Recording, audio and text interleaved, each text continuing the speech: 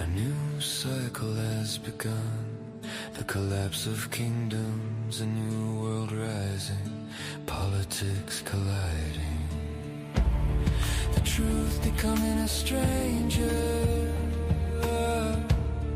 the mouth of a new era opening wider, a ceremony of innocence swallowed.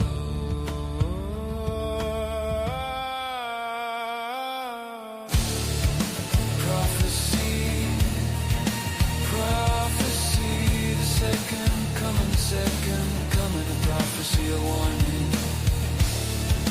Prophecy, prophecy, the second coming, a prophecy, a warning.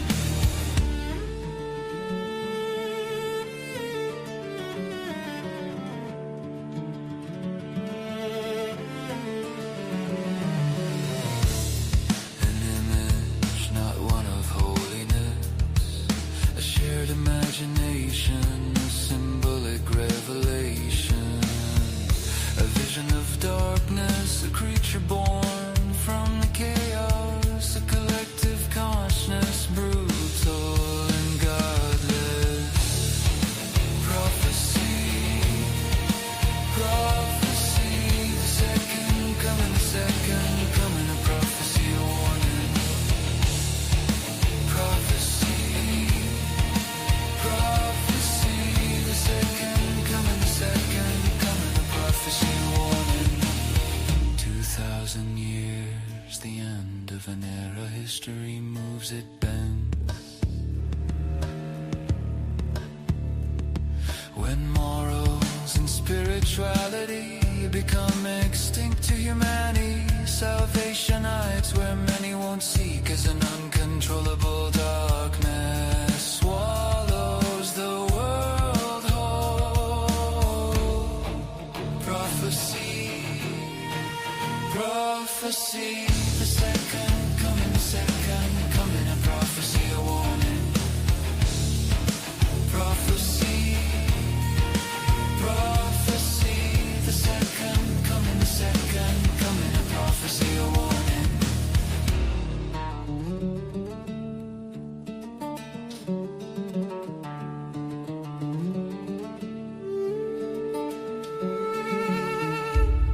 The future looks grim from here to end, as darkness slithers in, up from your desert sand. A beast rises, a lion body ahead of a man, a soulless blank gaze, pitiless. An ancient power moving with purpose, showing no mercy, pushing itself into being.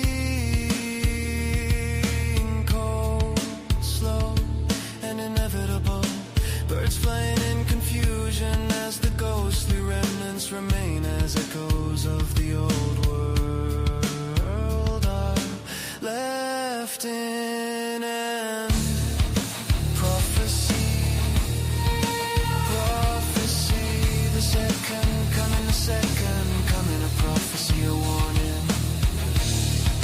Prophecy, prophecy, the second coming, a prophecy, a warning. Prophecy, a warning.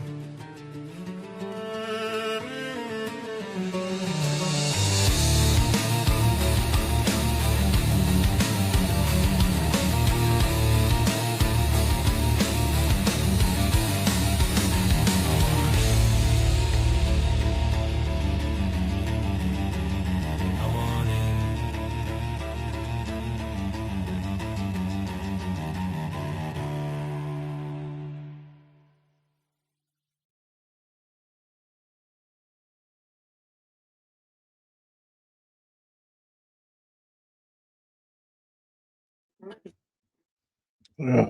Folks, hey, welcome to Paranormal Roundtable. I'm your host, Josh Turner. This is PRT. Join us in the real reality.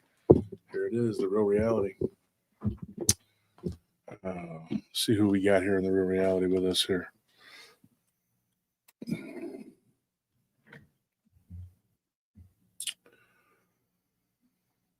on a petty ghost says Wolf, Nelly, Manny, Anthony, Tony, Randy, Victoria, Lawrence, Lolo, Paula, Sage, Julie, Mike, Andros, Gonzalez, everyone.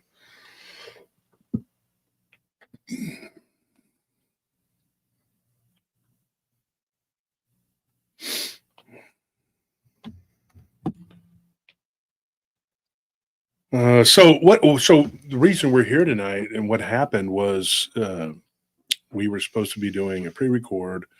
I had to go get my taxes done, and still didn't finish because there's a lot involved when you have multiple businesses, things you got to do.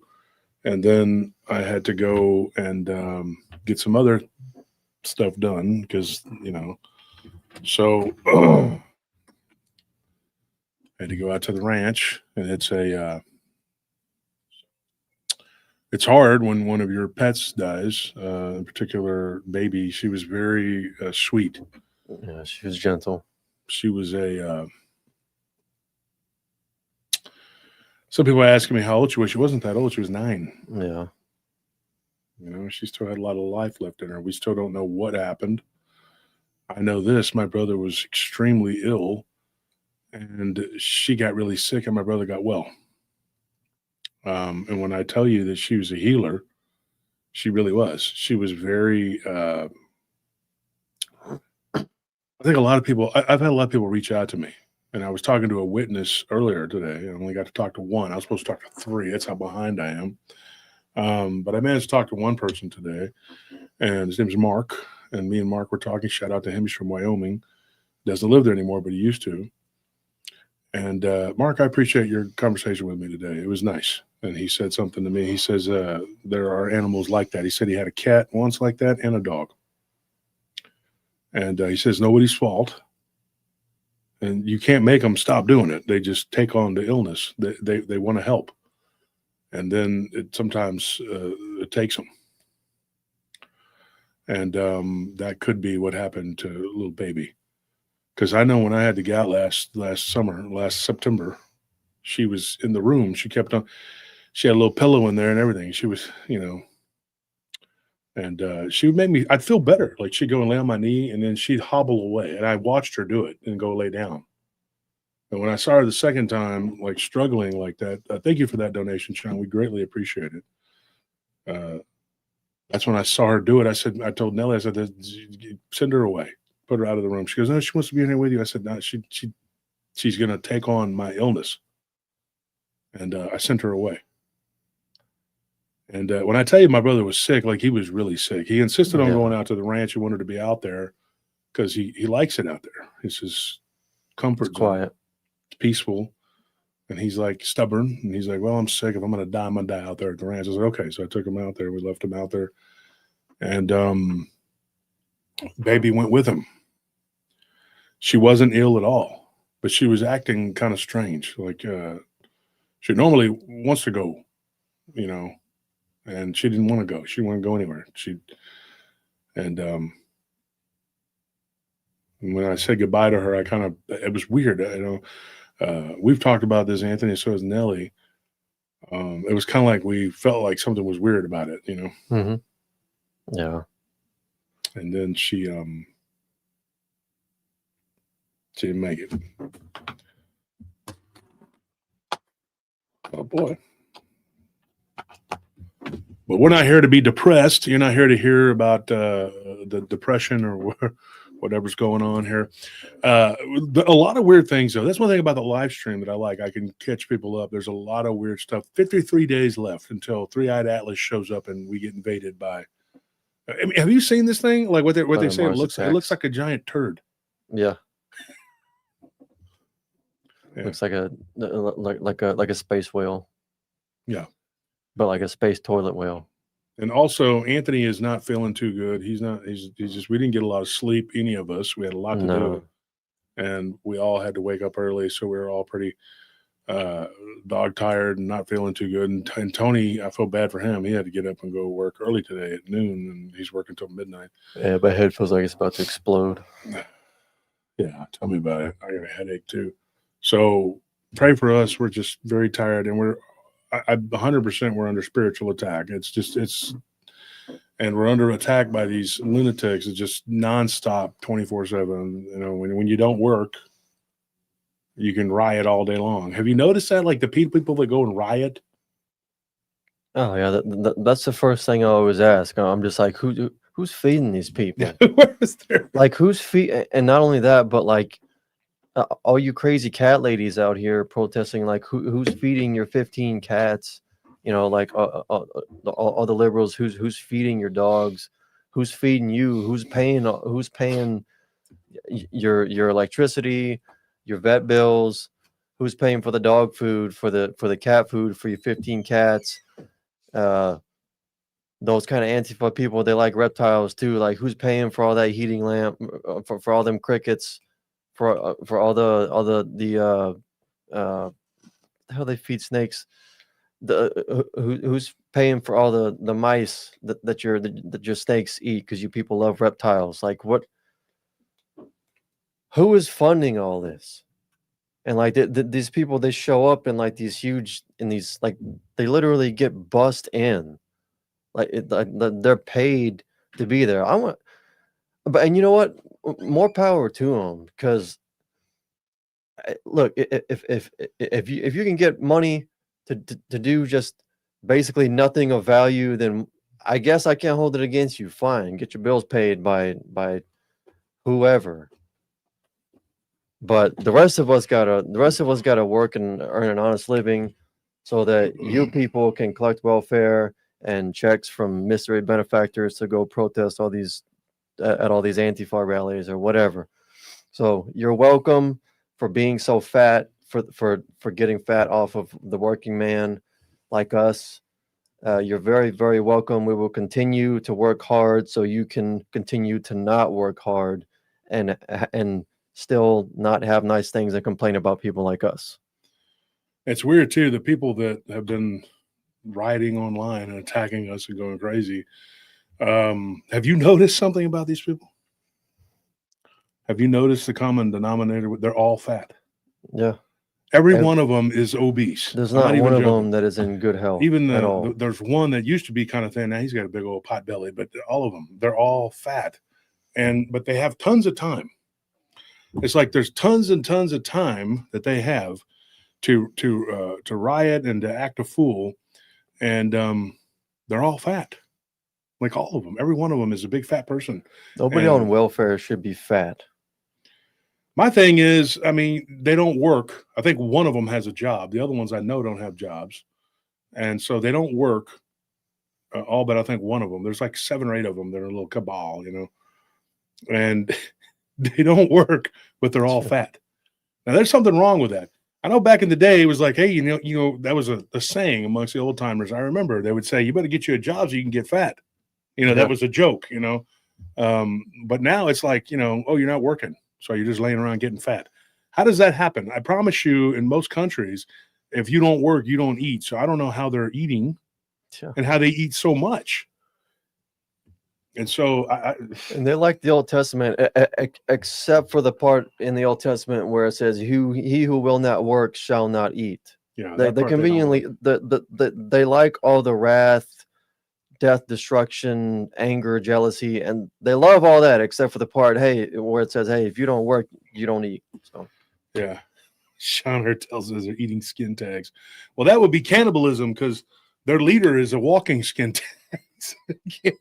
We're not going to get into it. They eat processed foods. Exactly. Most of the country is doing that, though. Most of the country is actually indulging in processed foods. It's sad. Yeah, junk food is cheap, Valerie. It sure is. It's sad. And I know that a couple of them are just absolutely on the system. They use the system.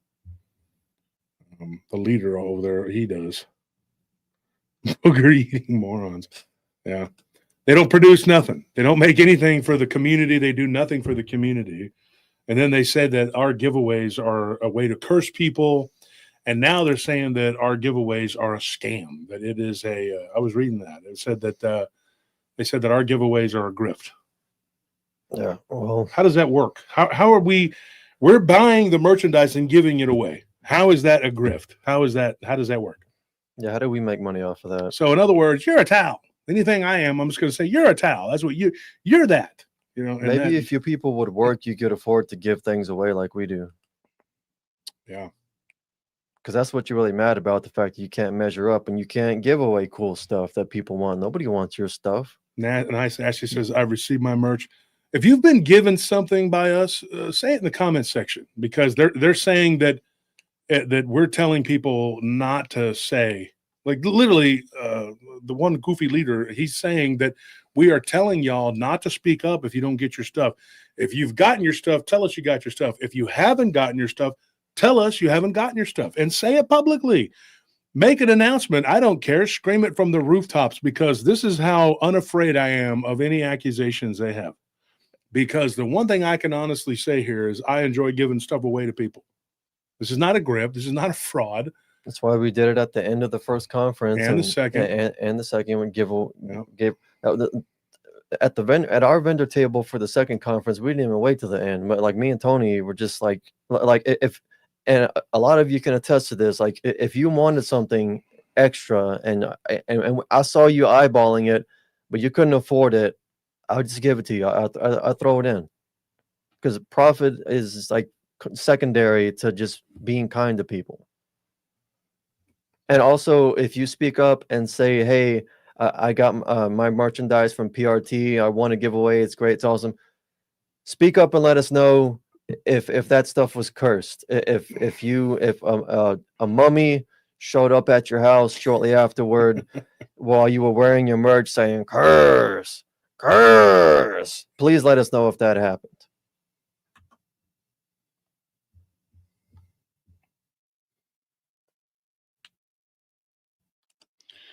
Susie Lyons says, received a random giveaway winning an initial swag when becoming a member. Love this channel. Well, there you go. David Buckholz, a long-time listener. I won the PRT prize. It was great. I'm still waiting for my Patreon swag. It wasn't cursed. It made me run faster. Lawrence Morgan says, yes, a mummy showed up. Oh, no. Sorry, Lawrence. Well, you're definitely in the minority there. Not many people have complained about that. That was actually defective merchandise. That's you can blame the manufacturer for that. That's not us. He showed up saying, curse, yeah. curse. And another one showed up saying, return the slab. Return the slab. It's terrible when the mummies show up from them cursed prize merchandise. So I'm glad that people aren't being cursed by the merchandise. That would be most unfortunate if we had to give away, uncursed merchandise to make up for it. That would be a big blow to us financially. First, we tried giving away all the cursed merchandise, and thanks to the cosplayer of the LBL, he alerted everybody to these deficiencies, to this. You exposed our chicken bone magic. Manufacturer defect. Yeah. And now we have to go back and replace everything that was with non-cursed merchandise. Yeah. Sucks, man. All them spells we was casting on everything. Thinking of switching to beef bones for our curses now. Wendy, we have new hoodies. Send me your size and everything. If you want another one, let me know. Oh, I got your info, Wendy. Yeah. We got your stuff ready to go. Size and tell us, hey, that your hoodie is getting old and you want another one. Great content. Amy Krill says, I was plagued by great content and a wonderful community since receiving my high-quality merch. Oh, that's awesome. So you were blessed with our curse. Edwin says, this is a positive place. An absolutely positive place to be cursed. Positively cursed. Positively cursed. Jordan, a chicken foot came wrapped in the T-shirt. See, told you. Exactly. They were like, how did that get in there? Fear the chicken bones. Chicken bones. Fire bad. All these things happen here. Mary D, thank you for that donation. Megan Kelly's report. Lisa Ray. What's up, Lisa? She says, Josh, did you hear Megan Kelly's report about the witches on Etsy making a curse on what is that? Charlie Kirk. Oh, Charlie. Oh, yes. Yeah, I did. I think that liberal rag Jezebel did an article, or maybe Vogue did an article about buying Etsy curses against Charlie Kirk, and then the next day he got unalived. Maria, what is it? Marina Maniscalco says the spoiled mummy from Makatine Hunger Force is becoming a thing with these buffoons. Oh man, Popeye's chicken. That reminds me. The other day, I was talking to a listener and getting a story, and we were talking about people wanting to marry animals. Now, this is the thing. Mm-hmm. I'm not even joking. It's been for a while. They're advocating. There's a group that wants to be able to marry animals, and I told this couple, I was like, yeah, and probably not even live chickens. They want to marry a 12-piece from Popeyes, Yeah. and and want benefits for it. You got to automatically get some kind of tax credit for that. I love chicken, and chicken loves me. We're married now. All right. You're like on Ren and Stimpy. Mm-hmm. Yeah, it's gotten ridiculous. There have been some. It's the level of ridiculousness in this country, and just in the world as a whole, has gone. It's gone. It's ridiculous. It really is. Yeah. See, Amy says a dude married his horse. It's ridiculous. Yeah, Jordan. Exactly. The slippery slope is a grease slide. It is so bad now. It has gotten so bad. Dragonfly says, "Oh, yeah." Bluestone says, "As in the days of Noah, people will DNA and yeah, exactly." What is Dragonfly though? It says, "Oh my, so abnormal." Exactly, Mm-hmm. very abnormal to be married to your sister who could be your daughter as young as But that's for another time. Those are some weird things going on. Tom Fox. Now here he goes. He said, "I didn't get my shirt, but I know you guys have been busy and things going on." Yes, we are changing. We're going to try to get it done Monday or Tuesday, but we are changing the place where tell people to no longer send anything to that address, to the postal annex address. We don't do business with them anymore. We do not do business with them anymore. It's just not, it's not in our best interest to do business with them. And Tom, I don't remember seeing your email, so if you wouldn't mind sending your mailing information to giveaways at prtpodcast.com, please. And if you could specify what it is that you won, please, so we can add your name to the list, because I went through all the emails and all the Patreon messages and I don't remember your name. Yeah, I know who you are. That's Tom Fox, but we don't have the email. So send us another email so we can make sure you get what you're supposed to get. And today was a rough day. I'm not gonna lie, but nothing like a good live stream to make it better. Sorry that we were not, and my apologies to Truth and Bass for the part 3 not coming out tonight. We have it. We just haven't been able to finish getting it edited. Yeah. Like I said, we were out there. We had to do some stuff out at our job, and then our ranch, and then I had to go and tax date deadlines coming up, so I had to get it done. Had to get things done. It's called being an adult. But when you make a promise, hey, I said we were going to be here all 31 days of Halloween. Tuesdays, people are asking about Tuesdays. Like, you didn't do anything on Tuesday. Yes, we did. The Spotify people need to understand something too. You're not doing Tuesday. The pod people don't get it. Yeah. The YouTube people, you know where it's at. So Tuesday is a Patreon exclusive. You have to be on Patreon. Join the Patreon. You will not be disappointed.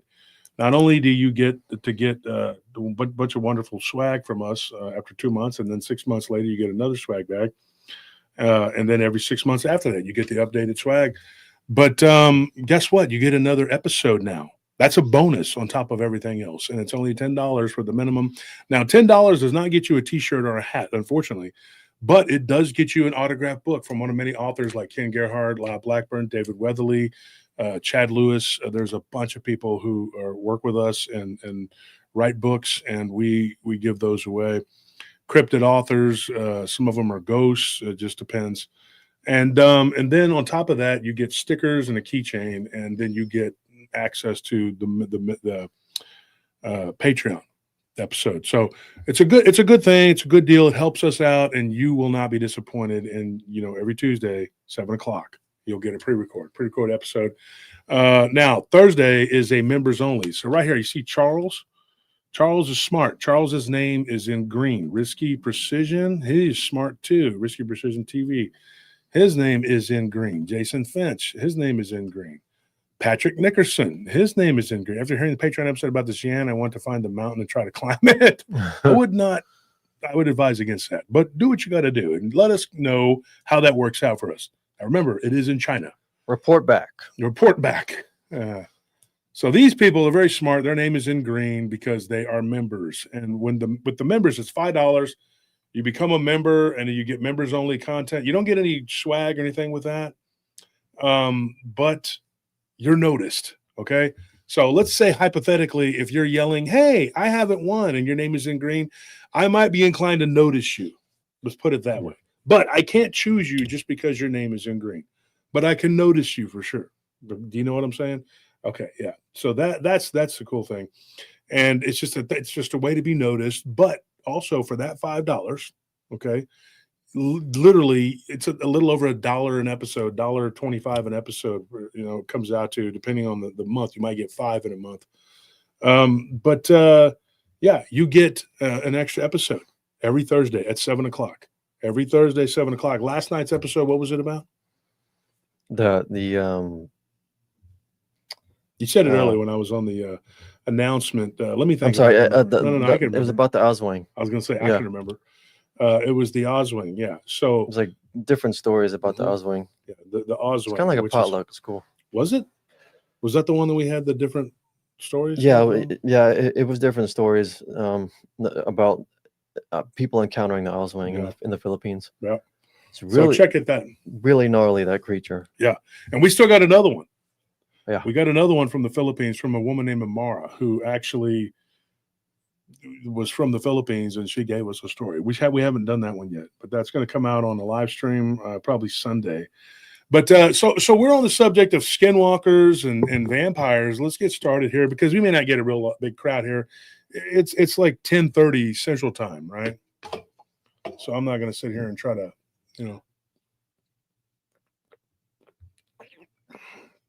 and it's a Friday.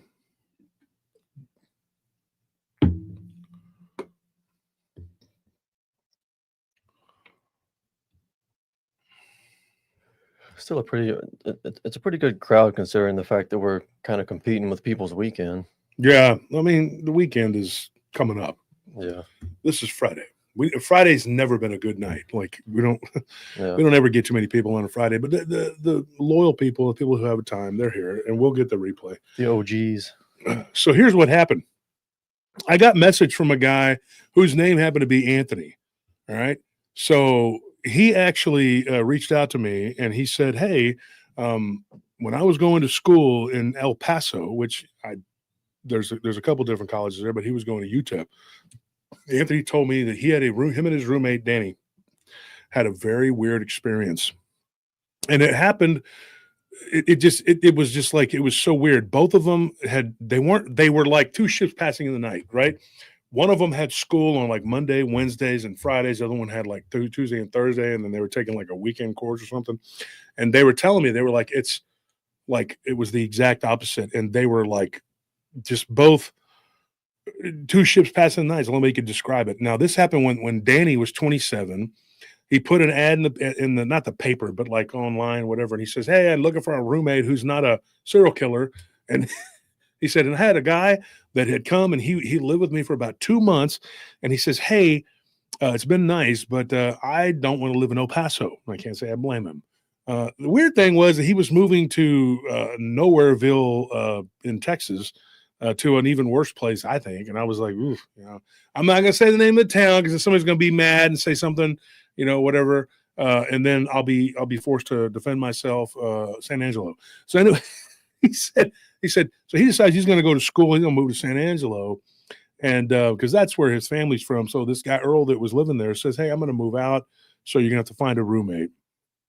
And, I can't say I blame him, but like I said, why would you move from the fat into the fryer? I would just go Central Texas, where normal people live, right? And everybody from West Texas is going like, "Oh, really? We're not normal? Huh? We're not normal?" Yeah, okay. So here's what happened. My El Paso friends are probably all freaking out right now. So here's what happened. He gets his other guy, and he says, Earl says, "Look, I'm not going to leave you high and dry, right? I'm not going to do that. I'm not a normal El Paso person. I'm a decent person, right?" So he says, what I'm going to do, he said, "I'm going to hook you up with another roommate," right? They said, and the guy's really cool. You're not going to be disappointed. This guy's name is Anthony. He's actually a really cool dude. So Danny's like, are you sure? Because I don't want some weird guy, whatever, blah, blah, blah. So they go out, they have some drinks. And then that night they go out to this place. It's a local hangout. It's a taco place. I'm not even going to say the name of it, but it's pretty popular. It starts with the C. Everybody's like, oh, I don't want to say it because then they might say that I'm talking about them, whatever. I personally am not a fan. But they decide to go out and hang out. So they go and they go to a movie. And they just go and they check out this place and they eat some of the food or whatever after they go to a bar for about an hour. And then they become fast friends. And Danny's like, you know what? I don't have a problem with this guy. His other friend, Eddie, was there. Eddie was like, look, he goes, Earl's a good stand-up guy. We've known him for years. He's like, if he vouches for this kid, Tony or Anthony, they call him Anthony, but he calls himself Tony to me. So I'm just going to say Tony. That's where we go. So Tony is a good guy. You were going to, vouch for him. And he said, okay. So what ends up happening, they become roommates and Earl leaves. But before Earl leaves, he tells him something kind of weird. And Tony was like, it was kind of weird. Like he told me, he says, dude, the room that I'm staying in, he goes, it's a little bit haunted. Right. And his friend Paul's standing right there. And Paul's like, what? Like, it's like when he leaves, he tells Tony, he's like, how was the room a little bit haunted? It's either haunted or it's not. Right. He doesn't get him to elaborate because he's just kind of like, oh, okay. And he laughs, kind of smiles. He goes, I don't know what I was thinking. He's like, I don't know what I was thinking. I was just like, we were getting ready to go bowling. And, he goes, I was trying to get to know my roommate, a little bit, and Daniel's like, hey, let's go. We're going to go bowling. We're going to have a couple drinks. And he said, okay, we're young, Danny's a little bit older. Danny was like 27 years old. Right. And Tony's like 24. He's like, I'm 24 years old. I'm finishing up school. Danny decided to go back and work on his master's program, whatever. And he said that he was very serious about school, but he was also serious about hanging out and having a good time. So he says, I'm about to graduate. He goes, I was taking my time, finishing school. He goes, and I was working. And so he said, I told him, I said, okay, let's go out and let's have some drinks. So they go bowling. And while they're out there bowling, it was him, his friend Eddie, and this other guy, Paul. So there's 2-on-2, and they meet these girls. They start kind of talking to them, and they're like, these girls are pretty cool, whatever. So they invited them over. One of them is just kind of like acting kind of weird and standoffish, and it was a perfect match. It was 4-on-4. The 4 guys, 4 girls. Like, what's going on? This is awesome. But one of them was weird, and wouldn't you know, it'd be the one that Tony was talking to. And Tony told me this. He says, dude, I was talking to this girl. And he's like, and she just kept telling me, she's like, I got to tell you something. He's like, she goes, you have a very weird aura. She's like, do you live in a place that has like an evil spirit? He's standing there like, getting ready to get up. He's trying to check the balls or whatever. And he's just like, what? And he goes, no, I don't think so. She goes, well, how do you know? And he goes, well, I've only been living there for about 3 days. I've slept peacefully. She's like, well, have you been like going out and doing stuff a lot? Because maybe you picked up an attachment. But he says, I don't think so. He's like, but yeah, it is weird. He goes, I have not really had a chance to just kind of relax and see if there's something there. So here's what happens. They have a great time. They just kind of move on from that. And she calms down, settles down, tells him she's sorry but she has the eye, like not, she doesn't call it that, but she says, I have the ability to see things. And if there's spirits around, I can sense them. I can see them. Sometimes I can even taste like a metallic taste in my mouth. He tells her, like, I totally understand that. I get it. Everything's cool. He's like, that's fine. She's a little bit weird, but she's really pretty. Right. And then he says, you know what? If you want to come by sometime, he says, they exchange numbers. Right. And he tells her, he says, look, I got a job at this coffee place. You come by and see me, whatever. He didn't expect anything to come of it, but the very next day, there she was. Very beautiful girl, long hair. She had very long hair. And she goes into and talks to him and says, hey, what's going on? So he knows she's interested in him. So he says, I was so nervous at that point that she actually came in there and was interested in me. I didn't think I'd ever see her again. I was going to let her make the move, And Tony says, I was not doing my job good. He goes, finally, my boss, who's also a friend, Tony seems to be a likable guy. He's got a lot of friends.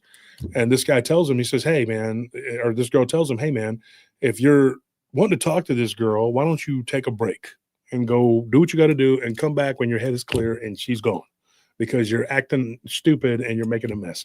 He says, okay. So he goes, he sits down, he starts talking to her, and she says, She says, part of me wanted to just get to know you, but she goes, another part of me feels like maybe, I hate to tell you this, but I feel like you're in danger. And she's like, I couldn't stop thinking about it. I went to bed last night thinking about you. And he was like, normally that would be cool, but instead it's kind of not, because she goes to bed thinking about how something bad could be happening to me. He goes, not a good feeling. I'm not wanting this, something. Thank you, Lola, for that donation. Thank you to people who donated and are helping out with the show. It's greatly, greatly appreciated like never before. Believe me. We're so poor that I had to like put my gold necklaces in the pawn shop and wear a turquoise one. Yeah, I'm joking, folks. That's not true. No, not at all. Those are my investments. And gold is at $4,000 an ounce right now. If you'd have listened to me, you'd be doing very well with the gold. It's not too late, though, because gold is going to continue to climb, in my opinion. Now, if it doesn't, you can't blame me. I'm just telling you what I think, and it's an opinion, right? So, but a very formulated, thought out, well thought out, and researched opinion. But here's what I think. This woman was onto something. She knew something was there. He leaves work that night. He's like, I get out about 7:00, and I tell her, I said, I feel weird. I feel like something's going to happen now because I'm thinking about it. She says, no, it doesn't work like that. Yeah, you're right, Excalibur. Silver's shooting up too. Silver's like going through the roof. So she says, it doesn't work like that. I don't think that it's something that you're going to create. I think there's something there. She's like, and I feel like something is going to happen, but it may not be from what is already there. Maybe something else. I don't know. She's like, but when you carry that dark energy around, it attracts other dark things. She was very serious. And he says, at this point, she's trying to freak me out, dude. I was like, this chick's good looking, but I don't want to have to go through whatever this spooky Twilight Zone, his words, And he's like, this weird Twilight Zone, whatever. And so he's like, goes home, goes to sleep, has to get up and go to class the next day. This is the first time that he really paid attention and noticed it. And she said, if you pay attention, you might notice it. Now, this also made him wonder. He was thinking, what if this woman, this person, and this is Hispanic people being Hispanic people, what if she's not a good person? What if she's a bruja? And what if the reason she's feeling all this is because she's doing it herself? Now, that's always a possibility, right? That somebody can be pretending to be a decent person and a good person and telling you, oh, I'm worried about you, but in reality, they're doing something to you themselves. And so this is the thinking, right? I know how this goes. So Tony's laying there in bed. He's like, I'm laying there, I'm looking up at the ceiling. He goes, and get this, my old roommate had put these like stickers, glow in the dark stickers. I know this. I told him, I said, I know, because I used to have some in the bedroom that I used to rent out in the old place. Somebody had put them up on the ceiling, and a couple of different people had told me they would see things moving around the ceiling and they would darken over those glow in the dark stickers. He says, so I'm looking up at him. There's one that looks like, Saturn, another one that looks like, Jupiter and Mars and whatever. And he goes, and they're these glow in the dark stickers. And they're not the plain white ones either. They have like color or whatever. And he's like, and I'm looking up at him and Jupiter gets really, really red. And I'm going like, what is that? He's like, and then all of a sudden there's this darkness that kind of goes over him. And he's like, and I'm like, whoa. He said, next thing you know, he goes, I fall asleep. That was it. It wasn't anything real big. He goes, but I wake up the next morning. He goes, I'm up early. I got to be at class by 9. He goes, I get up and I ground my own coffee. I do it every day. It's like a ritual. He's like, and then I go jog. He goes, and I'll be honest, I'm kind of lazy. I just jog about half a mile because I used to draw cross country. I don't do it anymore. So he says, I called Earl, who's now living in San Angelo. He says they call him Early, and he says, man, I got a question for you, man. We're friends. We've been friends for a while. He's like, I thank you for introducing me to Danny. Even though they went to another school, he's a pretty cool guy, and I'm glad he's my roommate. I haven't seen much of him except when we've gone out, but everything's fine. But you had mentioned something about this place being a little bit haunted.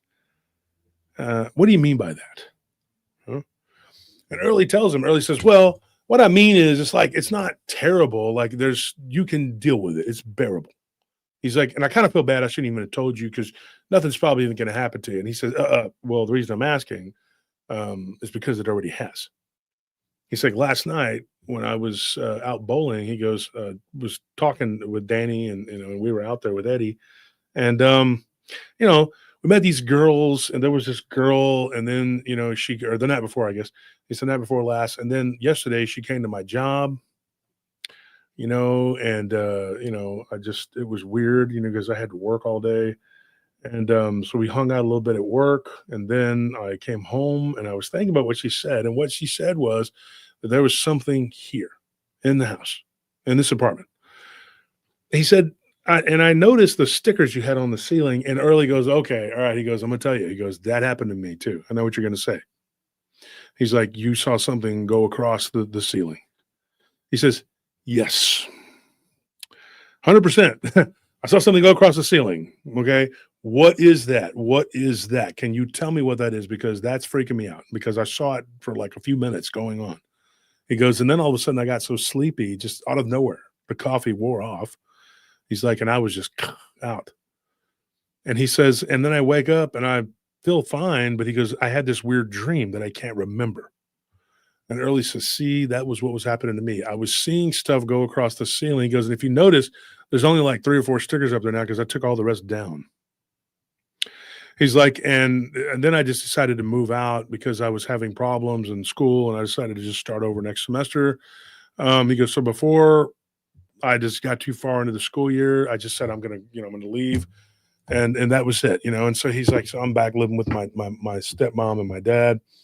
And he goes, and it was my stepmom who talked me into coming back because she had a weird dream about me. Now, Early's not most people that has a stepmom. Thank goodness there's several people that are like this, whose stepmother actually cares about him. And she's actually a nice lady.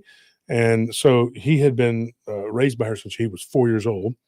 And she was very kind. He had 2 half brother and half sister are younger than him, and they're all very close. And he said that she raised me like her own kid, And so he's like, he calls her his mother. He goes, but she is my stepmother, right? Tells Tony. And he says, and she told me, she's like, she had a dream about me. And in the dream, I was sitting at a stoplight, and this black thing, she calls it a thing, she doesn't call it a person, sees me at the stoplight and just walks across the crosswalk, and then walks and gets in my car, and then grabs the steering wheel and runs me into a brick wall. And then I die. And not only did his mother have this dream, she had it twice. And she had a son who had passed away before she married his dad. And so she had decided she wasn't going to have any children of her own. And so she looked at him as, Earl, as her biological kid. She treated him like a biological kid. What was weird about it was that he was born like maybe 6 months after her son would have passed. And she believed that her son, who was 4 years old this is crazy, when he passed away, Earl was 4 years old when they met. She believed that was fate, right? So it was really weird. It was a really weird thing. And so, her son being 4 years old, and a year later, she meets a guy with a 4-year-old, and then they get married and blah, blah, blah. It's weird, right? So she thinks, what if, this is fate, like this is whatever. Another weird thing about his friend Earl, and this is just off the sideline here. His mother believes that her son was a walk-in into Earl, right? She would have these dreams about him periodically that would come true. So she believed that he was the son that she had lost. So that right there is weird. And I didn't talk to Earl, but I talked to these guys who knew him very well. And Tony was telling me, he's like, yeah, it's weird. It's this whole weird thing where his stepmother believes that that's her son. Now, Earl doesn't have any memories until he was like 5. So is it one of those things where we're going to talk about that with Sean, not this Friday, but next Friday? He's going to be coming on the show, and he's going to be the guest, and it's a pre-record, but he talks about that. It's all about him being a walk-in, that first episode. And it sets the stage and the groundwork, lays down the groundwork for the rest of the episodes that are about everything from alien abduction to reptilians to Dogman. So that's something to look forward to. So here's what happens. He has this friend that he's very close with, and his mother, his stepmother, who lost her son, believes that was her son, that he's a walk-in, and that everything about him was the same. They were very whatever. So she had with her, it was no doubt. To him, he's like, that's just what she believes. He goes, I don't know if it's true, but that's what he believes. He had an accident when he was 4 years old too. He was on a tricycle and he got hit by a car and he was unconscious, right? When he was like 4. And then when he came out of the coma, that's when, he still didn't remember anything until he was almost 5. He was almost 5 when it happened. But when he turned 5, right after that, like right after his 5th birthday, he's like, he remembers memories of like not at the birthday party, but like seeing the cake in the refrigerator, like half eaten and things like that. So then it just started to go from there. Like he started having these weird like memories. So him and Tony were really good friends. They're really close. Tony, Anthony, whatever. Now, I know it's kind of confusing because we have Anthony and Tony, but they're 2 different people. Tony is Tony. He's not Anthony. His name isn't Anthony, but Anthony's Anthony, never gone by Tony.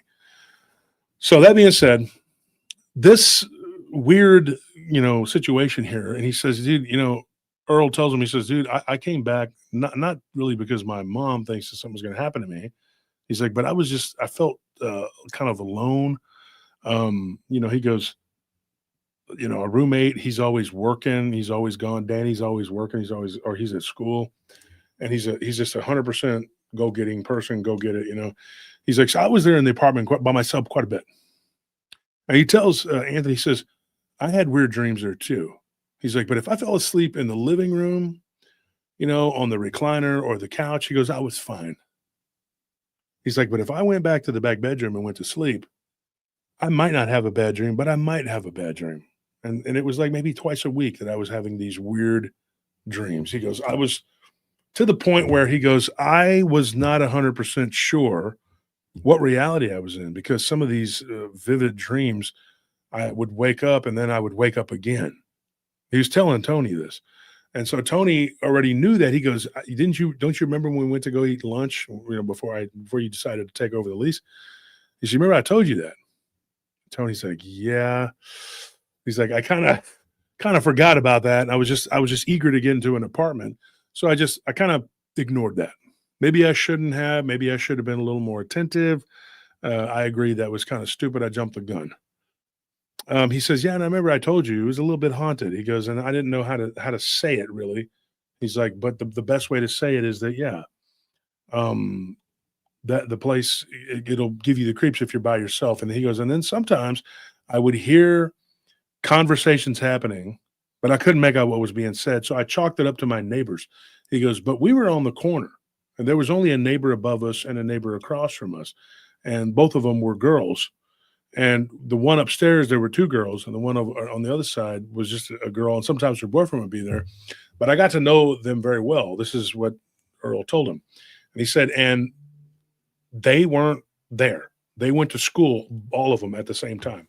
So we'd all be in class together, or they'd all be in class together. He goes, and I would be at home in the apartment with nobody upstairs above me and nobody next to me. And I would still hear talking. What sounded like a man and a woman, and they were just having a conversation. I could not understand or make out what they were saying or any of it. It was just like garbled, like that. And Tony says, he goes, he literally like puts his hand over the phone to show me that it's like muffled. And so he goes, the next day, he goes, I experienced that. I'm in the kitchen and I'm getting something to eat. He goes, and I'm making a grilled cheese sandwich because I'm broke. I ain't got nothing else. And he's like, I'm in there and I'm making something. And he goes, and I hear this, and it sounds like an argument. He's like, and I know that where our kitchen is, the neighbors are right across the other side. And it was getting louder. And I was thinking, oh, the neighbors are really going at it. He didn't think about what Early had told him, that it was probably nothing because he was hearing it when nobody was, for sure nobody was there. He goes next door and he knocks on the door. Nobody answers. He's like, there's got to be somebody in there. He knocks again. While he's knocking, he sees the neighbor girl come up, walking up. And she's like, hey, what's up? And he goes, hey, so I've only met you once. He goes, and you were telling me about leaving the trash out in the front, whatever, telling me how it works. He's like, so I heard y'all arguing. So I thought maybe it was you. Obviously, it's not you. But, he's like, I'm kind of awkward. I'm kind of embarrassed. I'm knocking on her door to tell her that is everything okay? Here she is. He says, I could swear I heard you arguing. He goes, she's standing there holding her notebook, and stuff, got like a notebook, like she had been writing in it or something, and she was holding it to her chest. He said she seemed a little freaked out, but she kind of calmed down a little bit and was like, doesn't know me. He goes, I'm a tall guy, I'm big. And she's just like, okay. She goes, I'll be honest. She's like, I hear like something that sounds like arguing coming from your apartment all the time. I thought you guys were just fighting all the time, like you and a girl. Or maybe, Daniel. And she goes, I don't know him that well. I met him a couple times and once at the pool party here. But he doesn't have a girlfriend. So I thought that was kind of weird. So the last few days I've heard it. I thought it was you and a girl. She goes, and at one point, she goes, I'm gonna be honest, I thought I was going to call the police because I heard a woman scream. She goes, I know Angela, the girl up above is Angela or Angie. Sorry. She goes, I know Angie, I can't remember the other girl's name, but she says, I know them and the girl's above me. She's like, and it wasn't them because I talked to them. So she's like, we were kind of thinking, man, maybe you were being abusive to somebody or something. She's like, so sorry if I'm a little bit, He's like, yeah, she was literally clutching like this book to her chest. He's like, and she had her backpack and she was just like, her backpack stuffed full of stuff. And he says, no, I'm sorry. Don't be afraid. He goes, but it's kind of weird because I don't have a girlfriend and I haven't had a girl over here or anything for there to be a woman making noise. So this is weird, right? So then he is sitting on the couch later, just kind of baffled on his day off. And he's just thinking about it. And he's like, well, I got some homework to do. And he gets on the computer and opens up his laptop, starts doing his work. You know how when the screen goes black, he said, dude, it was weird. The thing shut off. The computer shut off. He's like, and I'm looking at the computer screen. And I'm going like, what the heck? And so he goes, I start messing with it, trying everything. And he's like, I'm like, duh. It went dead. It's unplugged. So obviously, I've been here for a couple of hours. He goes, it's not the best laptop in the world. It goes dead. He's like, I'm looking at the laptop. He's like, and I see in the reflection of the laptop a woman standing there behind me. She's got very beautiful features. She's a very light-skinned woman. He goes, you could see it in the light. She was very light-skinned, but dark hair, obviously, ethnic Hispanic features. And he's like, and I'm sitting there and I'm like, I see it. He goes, and I slam it closed and I turn real quick and I'm like, I'm expecting to see an actual woman standing there, but there's nobody there. He's like, and he stands up and he goes, dude, every hair on my body was standing up. And this guy, he was telling me, Tony was like, dude, I was so freaked out, dude. He goes, I saw this woman. He goes, so I'm thinking my apartment's haunted. Now, at this point, his mother, he had a dog, Shirley, and his mother was babysitting Shirley. She was a 3-year-old Labradoodle. She was a very sweet dog. And he's like, I needed to get my dog and bring her, So he goes, I go to my mom's place. I said, I'm ready to bring Shirley to the place, and he's like, I know my dog is being very close. We're very, very close. And he's like, and as she loves to see me, she loves to be around me. He's like, but when I'm driving back to the apartment, as we get toward the parking lot, she starts doing this, like jumping around. Her paws are going up and down. And he goes, the window's partway down. She starts trying to get out of the car. Or out of the truck. He's like, and I'm going like, what the heck? He's got a Tacoma, right? And he says, I roll the windows up and I'm like, I call her name's Shirley, but I call her Cheryl. He goes, and she was a rescue. She was a bad dog. She was a 6-month-old puppy that was tearing everything up. So these people got another puppy and dumped her at the shelter. And he goes, and I took her. She's the love of my life. He goes, and he's like, dude, I'm sitting there going like, what the heck is going on? Why is my dog freaking the heck out? And so he goes, I put the leash on her and she loves to run around. Now, when she was younger, she was kind of a bad dog. She, people had her before, didn't play with her and didn't know how to take care of her. Those dogs love attention and they love to move and run around. You got to do that. And he said that obviously she was kennel trained. Well, that was just them putting her in a kennel and then yelling and screaming at her because she was very active. And he goes, and so you could tell that she had been abused, maybe not beaten, but she was, abused because he goes, I would yell, she'd lay down on the ground. And the people at the shelter told me the guy that brought her in was a snotty little dude and actually like didn't kick her, but shoved her with his leg and said, oh, my girlfriend's dog, and just dumped her off. He goes, so I fell in love with her. He goes, she's a great dog. And we had this whole 20-minute conversation about dogs. So he takes Cheryl in the house. He's trying to get her into the apartment, and she's doing this flipping around thing, being defiant. Leash defiance is what it's called. and she don't want to. He's like, she want to go in. He goes, but she's never been like that on the leash since she was young, since she was 6 months. His dog's like 3 years now. He's like, and I'm going like, what is going on? He goes, so I had to like pick her up and put her inside. He goes, she starts shaking at the entrance, literally at the entryway, and she urinates. He's like, at this point, I'm going like, okay, what the heck? My dog is not like that. He's like, I gave her a chance to go and use the bathroom. There's this big oak tree right there they had planted. It's the only one in the whole desert out there. He's like, but I went and took her. She didn't want to use the bathroom. He goes, I took her inside and she urinates. She's freaking out. And he's like, dude, I don't know what's going on. He goes, I don't know why my dog is acting like this. This is not a normal behavior for my dog at all. He's like, she has been a freaking just a rock. And I've had a bad breakup. He goes, I went through all kinds of pain and suffering. He's like, and the cool thing about my dog didn't like her. Like I should have known something was wrong when they didn't like each other. She's like, I don't think your dog likes me. I don't think I like your dog. And that should have been the red flag that said, get out of here. Because if your dog don't like somebody, they got to go. You need to be trusting of the dog. The dog don't make mistakes, right? Now, a person can eventually worm their way into a dog's feelings or whatever through food and manipulation. But a lot of times the dog don't like somebody. They'll growl at them, snap at them. That has rarely happened to me. I've only had that once or twice. And the dog turned out to be literally had head trauma. And the dog growled and snapped at everybody. So it wasn't like and another time a dog did that with me was because it had been abused. And that's the only time that I can even remember ever a dog doing that. So dog can be wrong, just like people can be. But typically, if you're very close with a dog could be jealous too. But if you have a dog that's pretty outgoing and likes most people, then all of a sudden some son of a bee comes along and they don't like them at all. Trust that instinct. That's my advice to you. Cats too, man. I'm telling you, because a cat or a dog will literally tell you, that's just my opinion on things. And I'm not just saying that because most animals I get along with, but there is an occasional demon possessed animal out there. Maybe, I don't know. But this dog did not want anything to do with that apartment. And so his roommate comes home that night, and his roommate's got a part-time job too, working like Best Buy or something like that. And he comes home, or where, I don't remember where he said it was. Some big box store. He comes in, and Danny tells me, and I talked to Danny too. And Danny tells me, he says, this is his words. He said, first night I come home from my job, he goes, and I'm a part timer, but I'm going to school full time. I'm living on my savings, and I'm stressed out. He goes, I love Cheryl. She was a cool dog, very sweet. He's like, and we had opposing schedules. Like he would be at work when I was at home, or at school when I'd be at home. He's like, so me and Cheryl would be at home together. He's like, and I had a cat. He's like, my cat was Bobby, and Bobby was a cool cat. We call him Bobby because he had a snub tail or whatever. He was a neutered cat. He was just a fat cat laid around.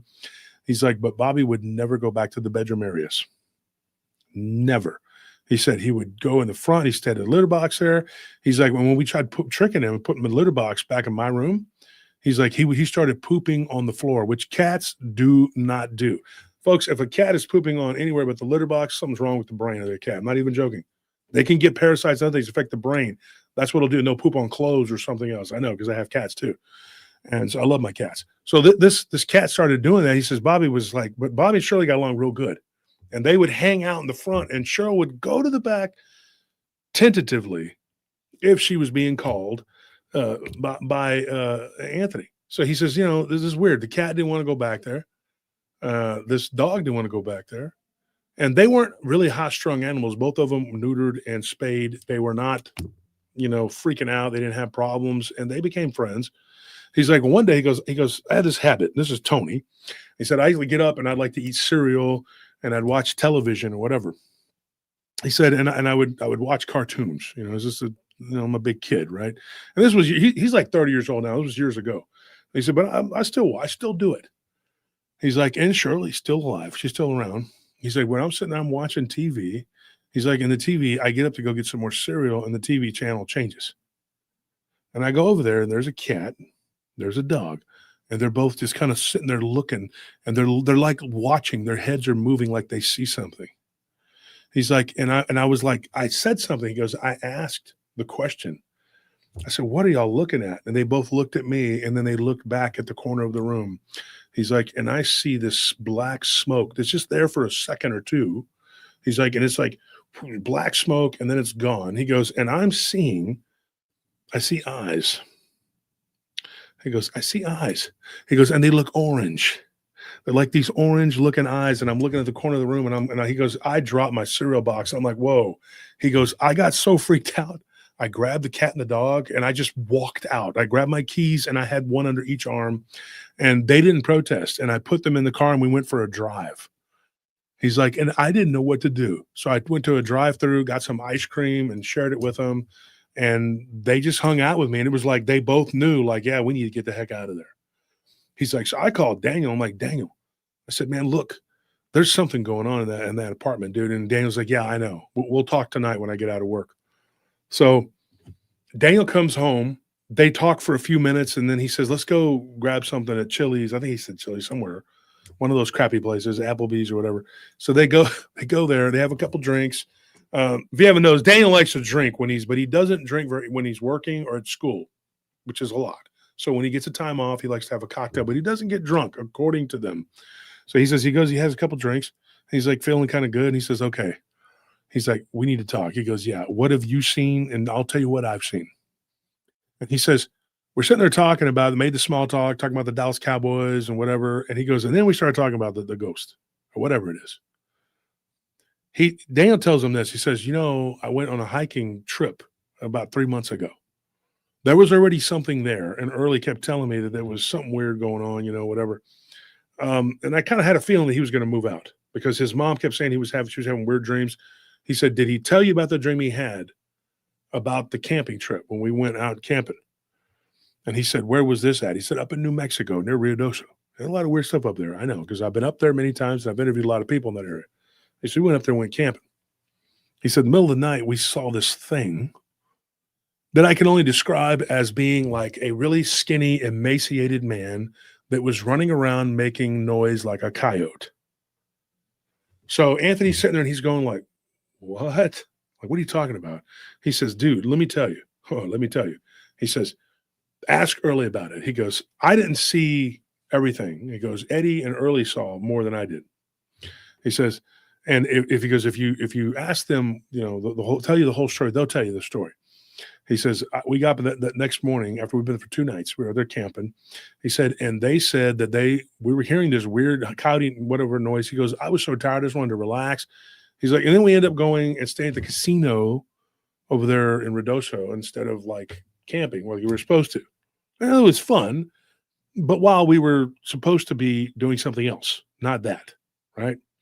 So he says, I could go to the casino, because El Paso is partway in New Mexico, right there at the end of El Paso. There's like a casino called Sun something or another. I don't know.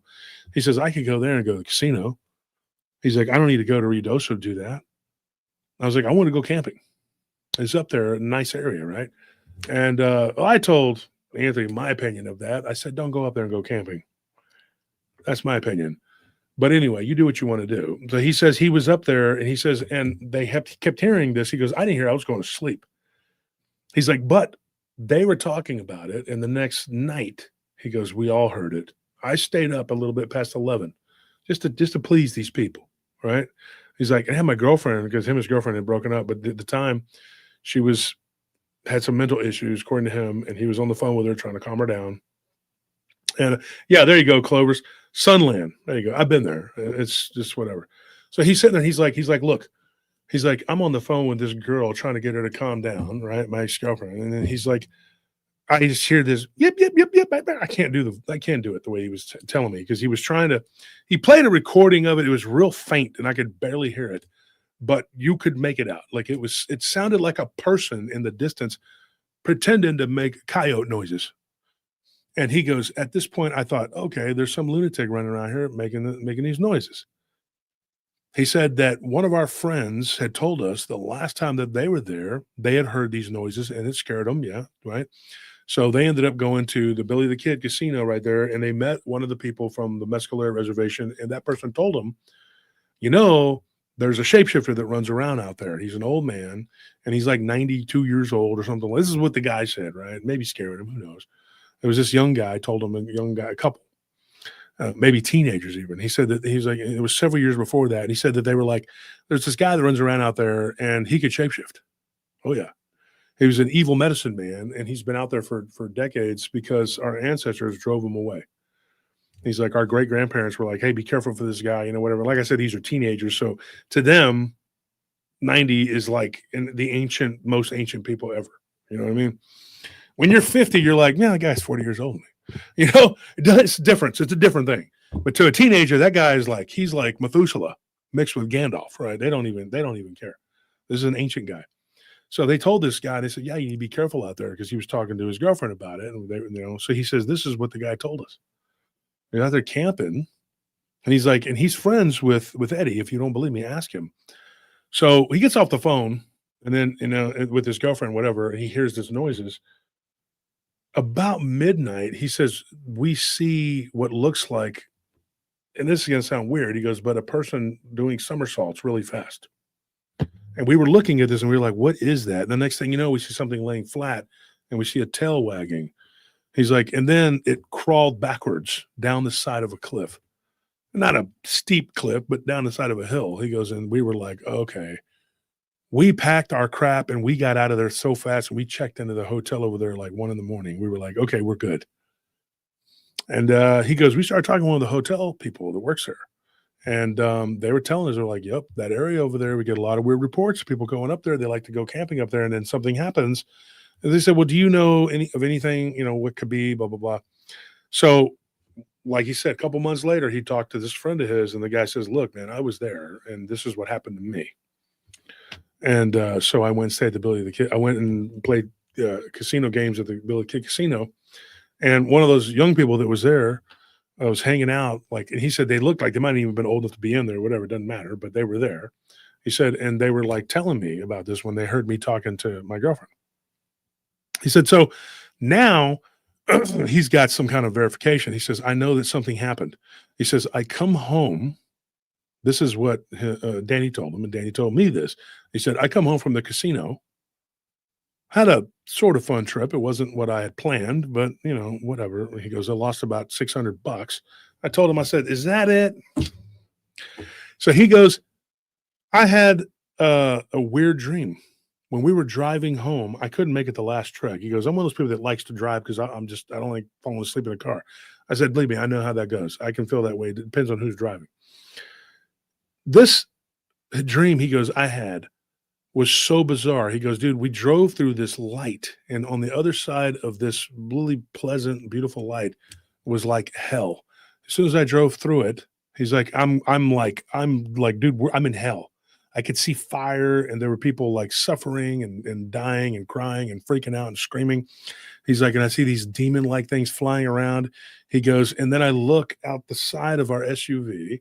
He's like, and there's this old man running alongside me doing this, like with his like karate chop running, with his hands like that. He says, and he looks at me and he opens his eyes. His eyes were closed. He goes, his mouth was closed. He opens his eyes, his mouth, and fire comes out. And he goes, and it comes into the SUV, and I wake up, and like my whole side of my face was hot, and I was sweating, and I was like, whoa. He goes, so I tell Eddie, I'm like, dude, I am burning up in here. He goes, okay. So he goes, it's cool outside. He's like, well, they turned the AC on for me. And he's like, well, it's not very hot. It's like 67 outside. If you want it hot, if you're hot, whatever, we'll turn the AC. He says, and I couldn't cool down. He's like, and then all the way home, I kept thinking about it. I was like, what the heck did I just see? What was that? He's like, and then when I get back to the house, he goes, the first night I'm back, he's like, I'm there in my room. He goes, and believe it or not, up until this point, he's like, my cat would come and go from my room. He would come in the room. Something would happen. He'd leave. He's like, now Bobby don't want to be in the room at all. He comes into the room. He witnesses whatever it is in the corner of my room. I see it walk and move, and it looks like a really skinny guy. I see this thing. It kind of looks like the way he described it to me, he says, I heard of Slender Man, right? He said, it looks like a really skinny man, and it was bent over. He goes, and he was so skinny, it almost looked like the shape of a candy cane. He goes, but then I remembered, he goes, it clicked in my mind. He goes, I'm sitting here, and I'm seeing this shadow in the dark through the light from the outside street light, whatever. He's like, I can see it. It is that same guy that was spinning and doing the somersaults. It was him. It was the same guy that was running along the SUV. And I'm like, this thing has followed me.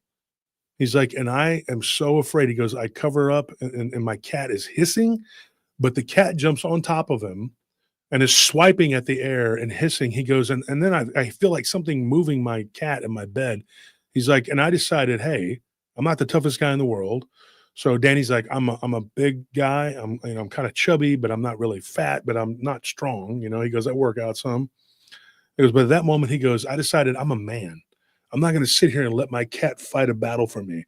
He's like, he goes, my cat's not the toughest cat in the world, but he's trying to defend me, He goes, and I pull the covers back, expecting to not really see anything. Like maybe whatever it was I was looking at was gone. He's like, no, I see this long, skinny body with a weird hat, like you would think of as the Hat Man, right? He goes, and his arms are out like this. He goes, and he's bringing them together like he's going to hit my cat in the head with these arms. He's like, and I couldn't think of anything. I had a rosary. Of course, he's Catholic, right? He's El Paso, he's Hispanic. So he's like, he's got this rosary there. He's got this holy water. He grabs the holy water, he squeezes it and throws it. And he goes, and it's not funny, but it's kind of funny in the way that he said it. So he started telling me this, and Danny's like, I couldn't think of anything to say. He goes, so I'm like, the power of Christ compels you. And he's like, I know it's a Hollywood movie thing to say. And when he said it, I kind of laughed. I was like, is that because you saw it on TV, right? He goes, well, yeah, I didn't know what to say. He goes, and I went to throw the holy water, and I threw the whole thing. He's like, and then it just vanished before my eyes. It was gone. So he tells this story to his roommate, to Tony. And Tony, he's like, I'm literally looking at this guy. I'm holding a chicken wing. And I'm like, I put the chicken wing down. I'm like, what? And he's like, did Early know this? He goes, no, I didn't tell him all of that because I needed the roommate. And when stuff started happening to him, he goes, he had to go to the doctor. And he goes, what do you mean? He goes, and I'm sorry. He goes, I'm sorry I didn't disclose all of this. He's like, I thought it had chilled out. I thought things had chilled out. He goes, I knew that there was like a female there, like a female ghost or something. He's like, and my neighbors used to live across the hall. They had been living there for 3 years, and they told me that there was a girl who had literally died of alcohol poisoning, but not in the apartment. She died on the way to the hospital. Okay. So he's like, so I'm thinking that's probably what that was. And it would freak my cat out sometimes. So he would sleep in the front, but then he would come back in the room. He's like, but that night after I saw Slender Man, that's what he was calling it. He's like, my cat would not come back in the room. He was absolutely done with it. He was like, I am not coming back in the room. I don't care if you bribe me with every type of Friskies treat in the world. I'm not coming back in the room. I'm good. I will sleep in the front. And if you want to be stupid and not take the advice of a town cat that knows better, do what you got to do. All right. He says, so he's in the front. He goes, I can't bribe him with Fancy Feast. I am just stuck. I'm on my own.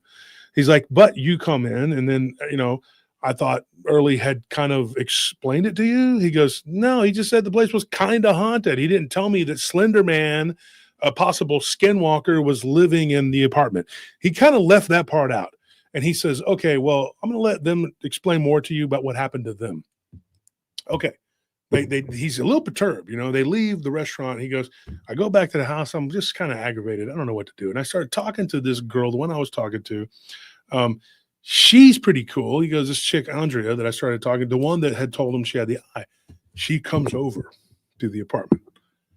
They hang out, Netflix and chill, right? He goes, literally, we're watching Netflix, and she wants to watch a movie.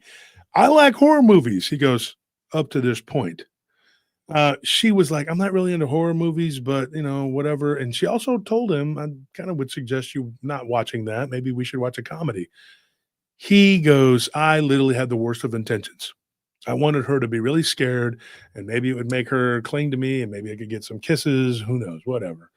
I know how guys are. Trust me. Okay, Tony, I know you're scam there, buddy. So Tony decides he's going to, well, yeah, let's watch a horror movie. If it's just scary, I'm here. I've been working out. I got these biceps, I can protect you. He goes, I work out a lot, he goes, I'll protect you from the monsters, and the ghostesses.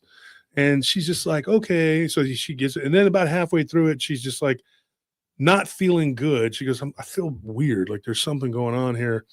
And he's like, yeah, I feel it too. And they both had this kind of like pressure headache in their front temporal lobes. That's my words, because that's where it was at. and it's like a tension headache that won't go away.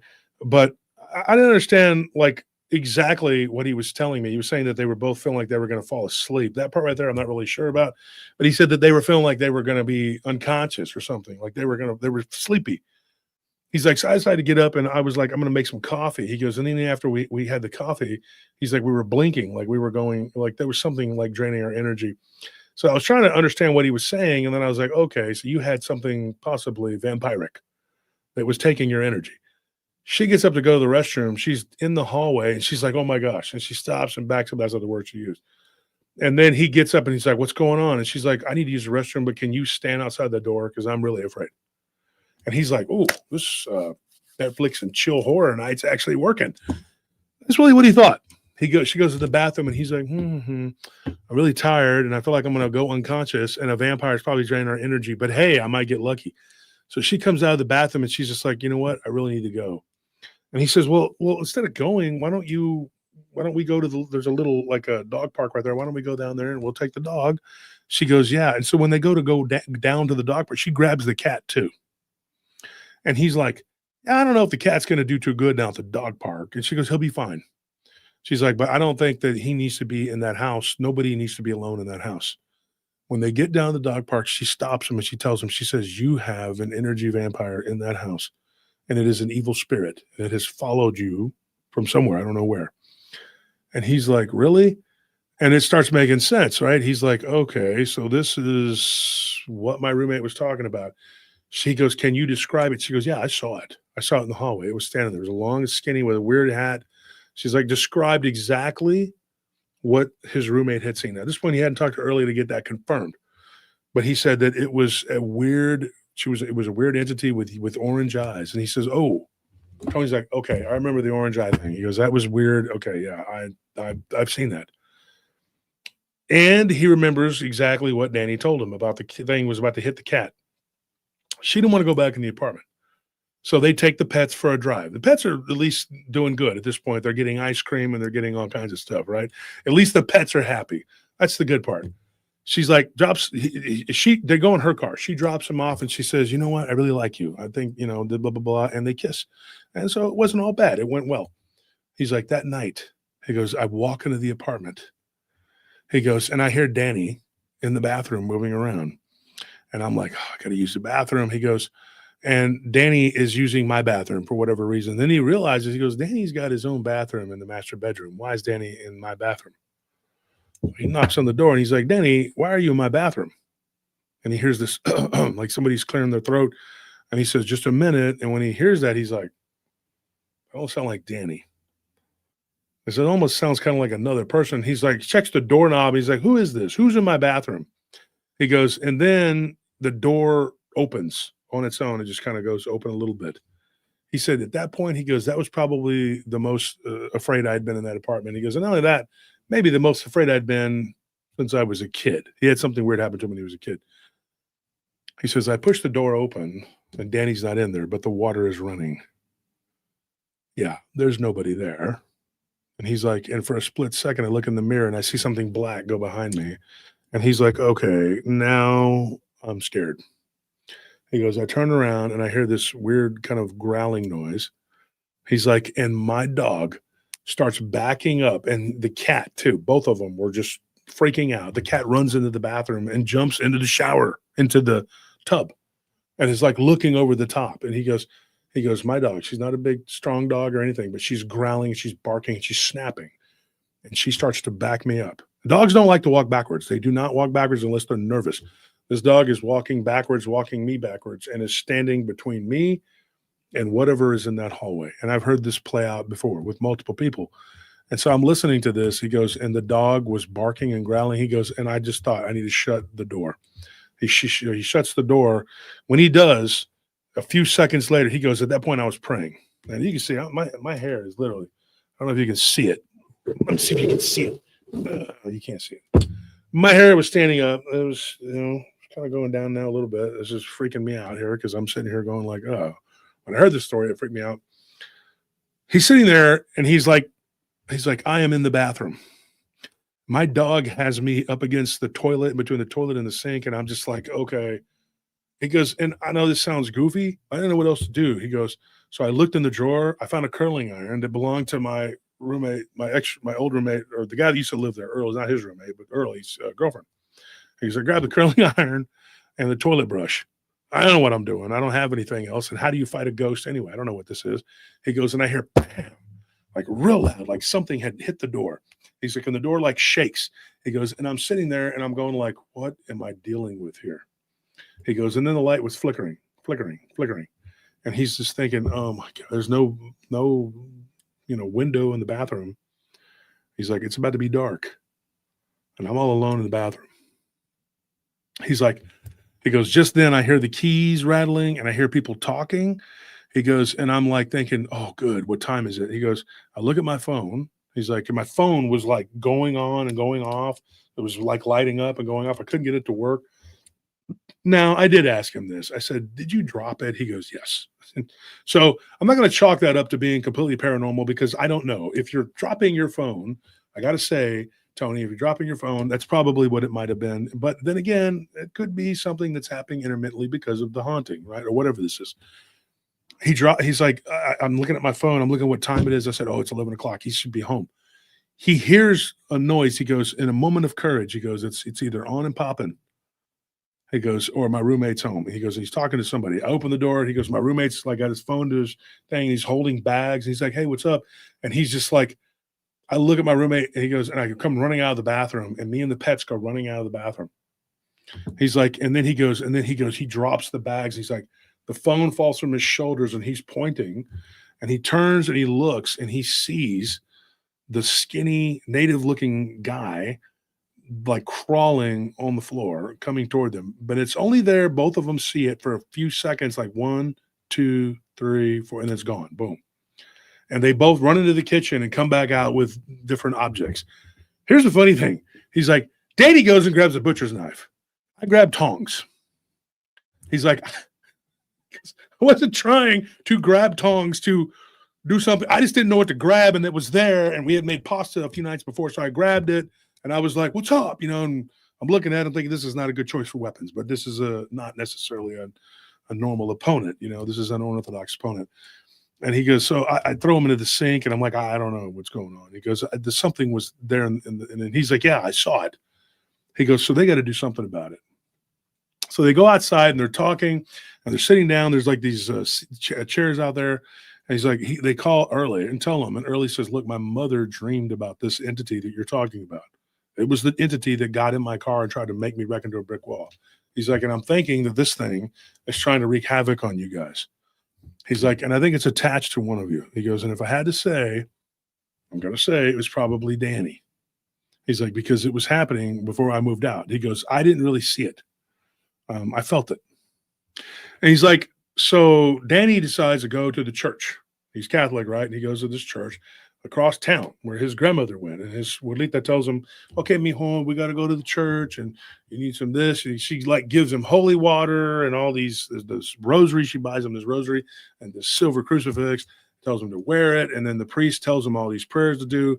He goes home. He's like, I'm over here putting rock salt in the corners. Good idea. He's like, because my grandmother told me to do that, not the priest. But he said, the priest told me to put holy water in all the corners in the name of the Father, the Son, and the Holy Spirit. And then he said, and then Danny said that Anthony did something that was very, very potent. He said, when they saw this shadow come out of the wall a couple days later, he said, I rebuke you in the name of Christ. Because he had done some research on it and said, that's what you were supposed to do.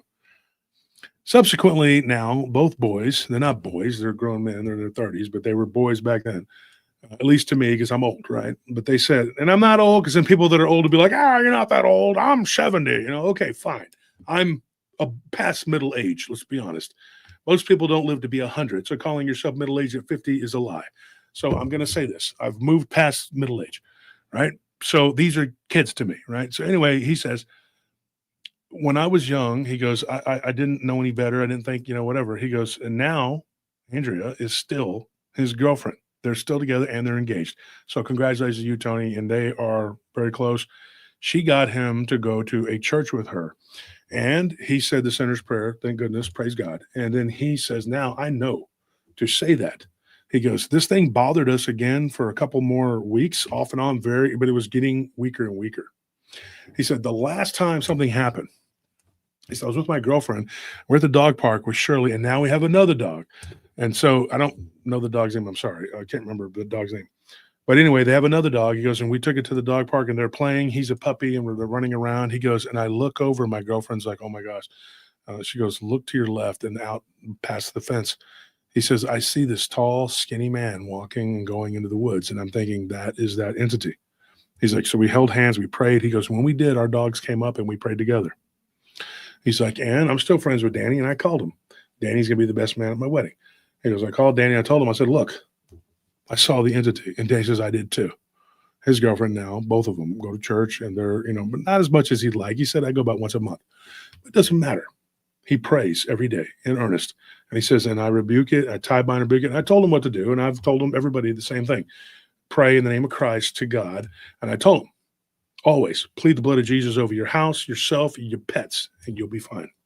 And that's what he did. Now, here's a weird thing. Early, their friend did have a wreck, and he did slide into a brick wall. He goes, but the minute that he felt like something had gotten in the car with him, he did feel it. He's like, I slid. It was in Lubbock when it happened. And he goes, I was at a football game. And he goes, I'm sorry, at Odessa. He goes, and I slid and I scraped against his wall, and I went back out in the road, and I got spun around. He goes, and I pulled over, but I was fine. He's like, my mother freaked out.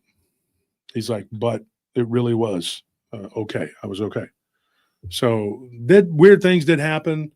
They saw some weird things. There was some weird stuff that went on in that apartment.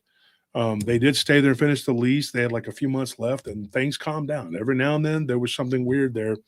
They do believe that there was a female, though, that stayed in that apartment. That was like she was there. But other than that, they seem to be living their best lives, and, they seem to be happy. So all's well that ends well, right?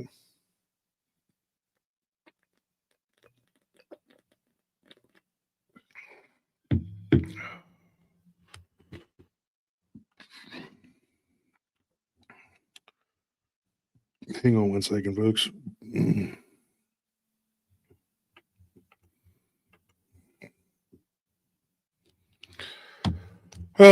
So any questions, anything anybody wants to talk about? If you want to ask questions about the story, maybe there's something that I missed from these guys' encounter. I don't think I did. I'm not drinking a Zima. I'm drinking an 1877. Honestly, I haven't researched or looked it up why they call these 1877s. I don't know. It's an HEB drink. So HEB is a grocery store we have here in Texas. I don't know if you have them where you're at.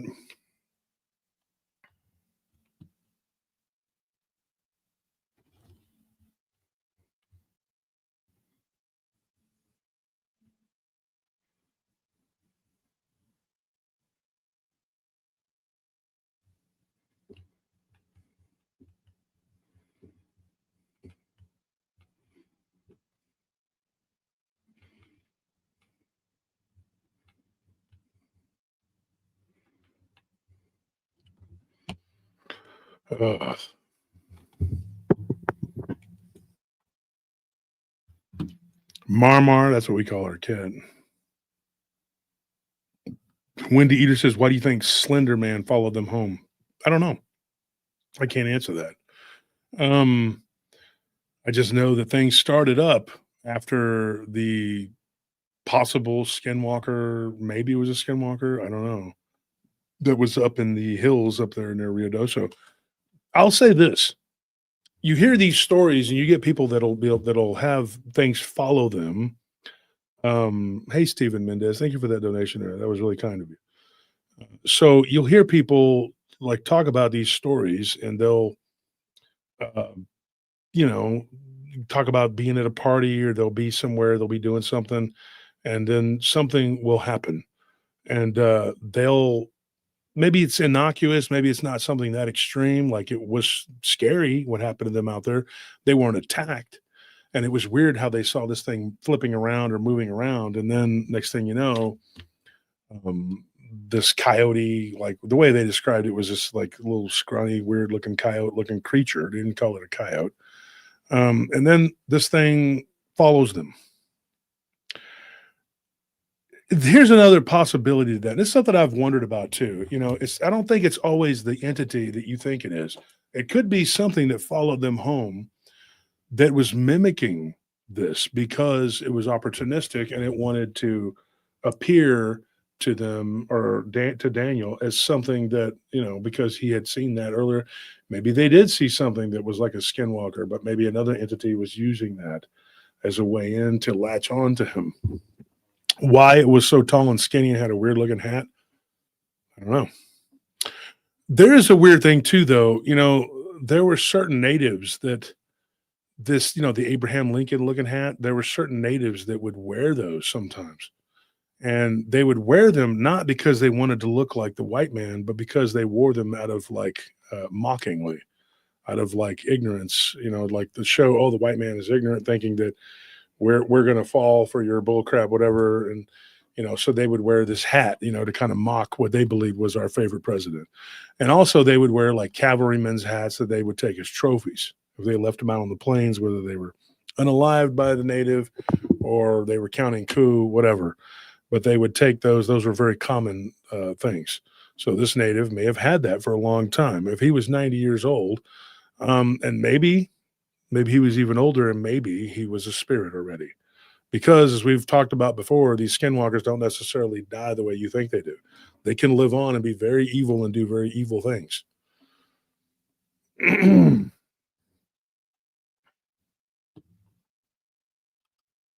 Excalibur says, once you get noticed by something that goes bump in the night, the entire paranormal community knows about you and wants to stop by and say hi.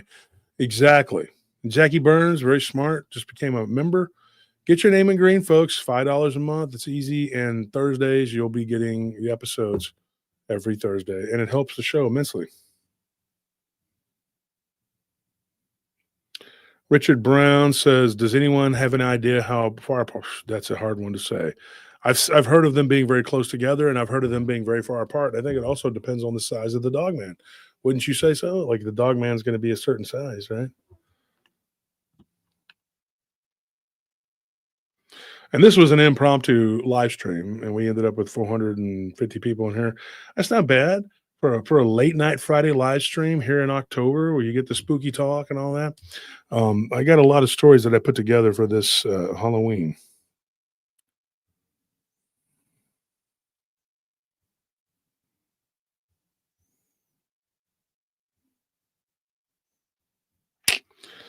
Hold on one second, because I still got to deal with work.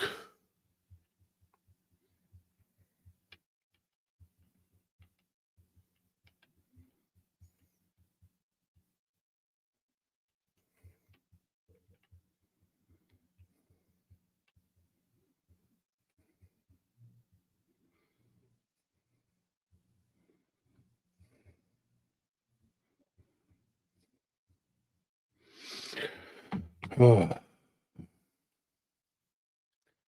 It is what it says. I love when you guys are live.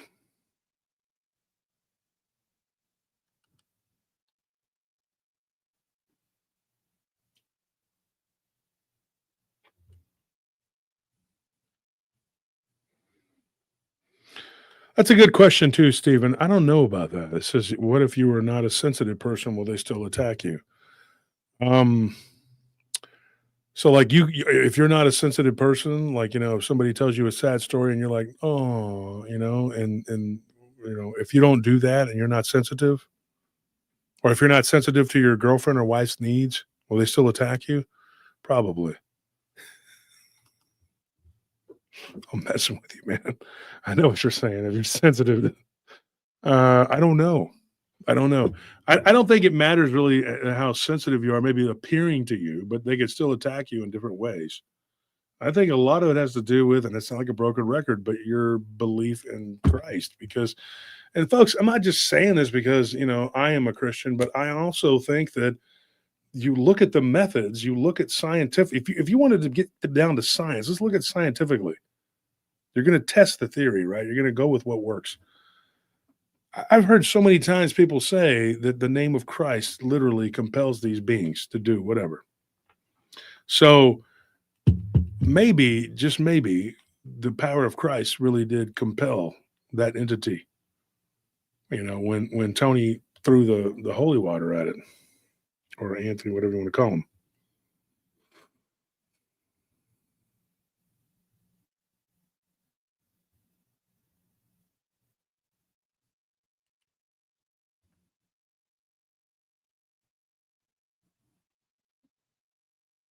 Hmm.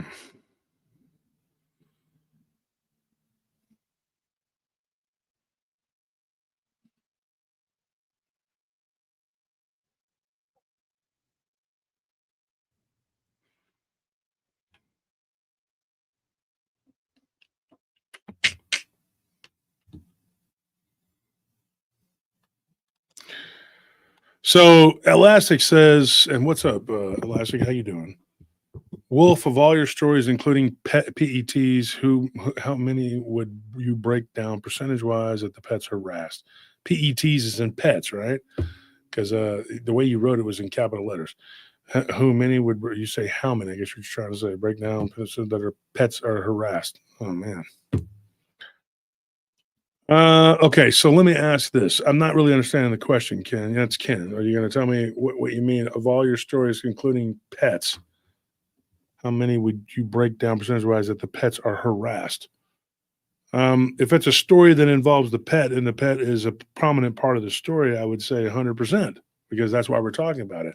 Sometimes they have a cat or dog that may not be harassed or messed with, but a lot of times, if the story involves the pet, I believe that's probably something that's harassing their pet. Probably, yeah, all of them.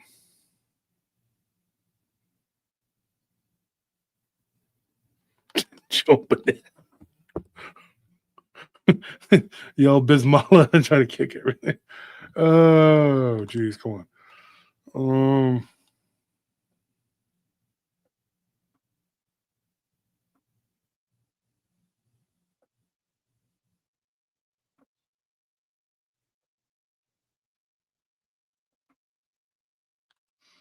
I think I remember that Excalibur. I'm not. What show was that? Excalibur says there was an entire ghost TV show about haunting is involved animals that ran for several years on Animal Planet. What was it called? I think I've seen it, but I think a lot of those stories though were just people. It was kind of like they were ghost stories. People just had pets. If I remember correctly. Yeah, Marmar, I would say that too. My dog freaks me out when it was just somebody stares into nothing and barks. Yeah.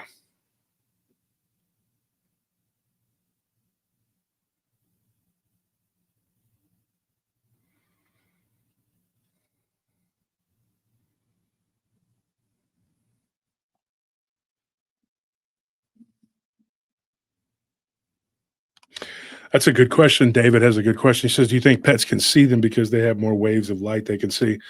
They can see different spectrums, and not necessarily more, but they can see different spectrums, and it depends on the animal too. Like there are different types of animals that can see different types of wavelengths and see different type. They can see different types of light spectrum. Let's put it that way.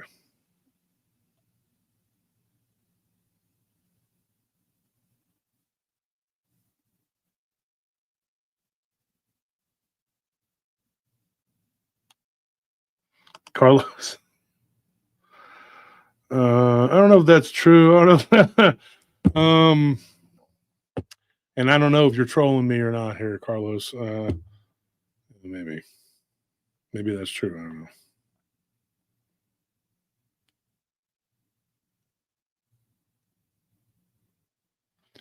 So Wendy has a question here. She says, "What's your take on why entities possess devout Christians?"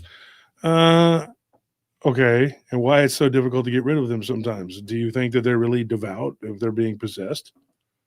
Because you can be obsessed, but if you're being completely possessed, I don't think that you're as devout as you would. Because I have a hard time believing that a truly devout Christian is going to be possessed. Let's see.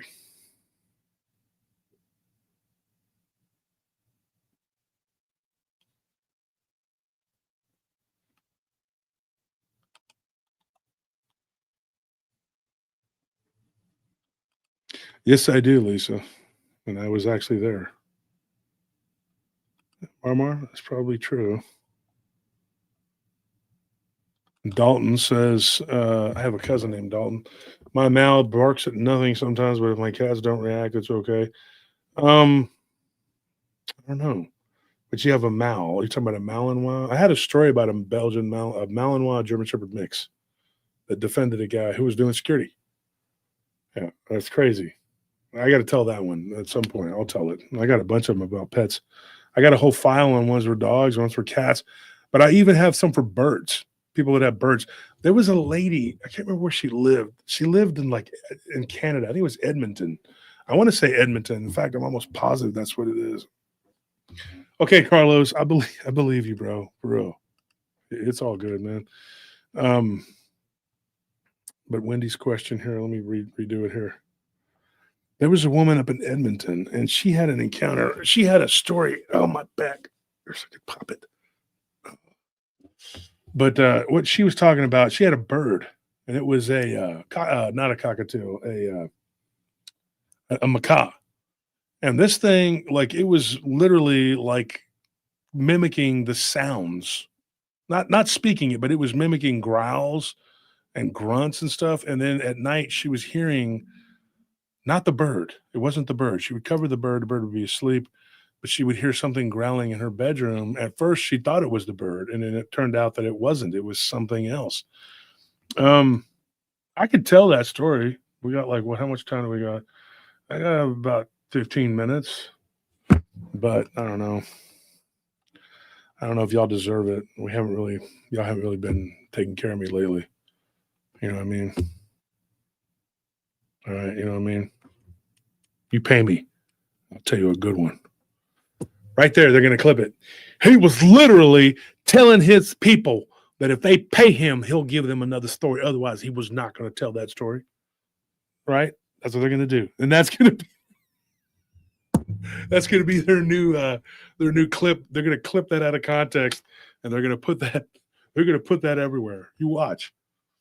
Because it's called what's it called? Not irony, sarcasm. They don't understand that.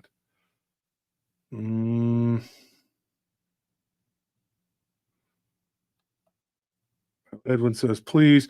Okay. If we could get, how many likes do we got on the video? We'll do this.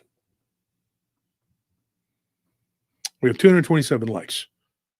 We have 433 people. At least 12 of these people, maybe a little more, are trolls who watch us and are just hating on us. So I was joking about that. I'm talking about, give me the likes here, guys. If you want to donate, that's fine. I appreciate that, but that's not going to change anything. What I want to do is to see if we can get the likes up to 300. Get the likes up to 300, and I'll give you 10 minutes. And then I'll tell the whole story. Story extortion fund. I could be like that. I could be that's what I was telling people. If I wanted to be a real douche and be a bad guy, like they try to paint me out to be, I could be a real bad guy, but I'm not. I'm not doing that. I'm not that. I'm not a piece of crap. Two Shadows, thank you for that donation. Clover's good luck. Clover, I don't know who you are, but thank you for that donation. I haven't seen you around before. Might be an old member that changed their deal or whatever. Yeah, exactly, Wendy. Not when it benefits their narrative. Alto Native says, like.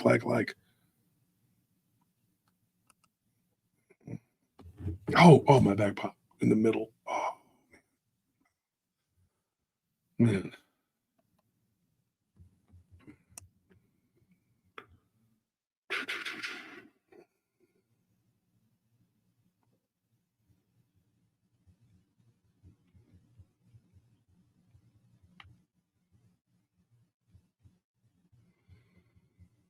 I'll get my notes out from this one if I can find them.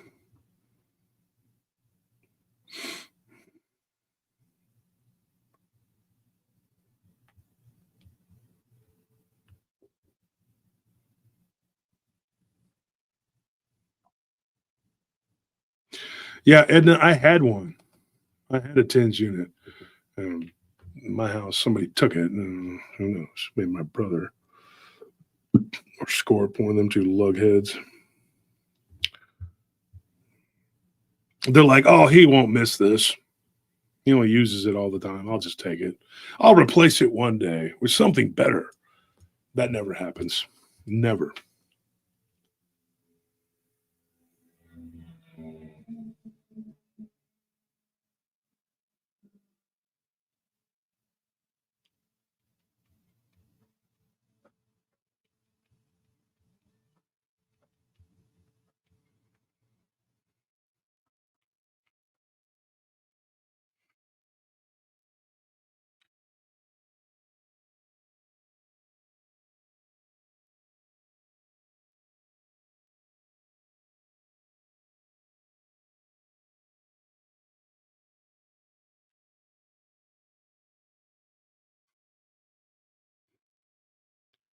All right, hold on.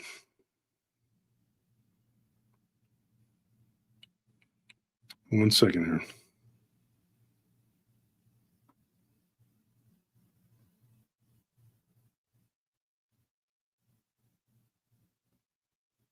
$287 likes. Doesn't take but a second to go out and, like.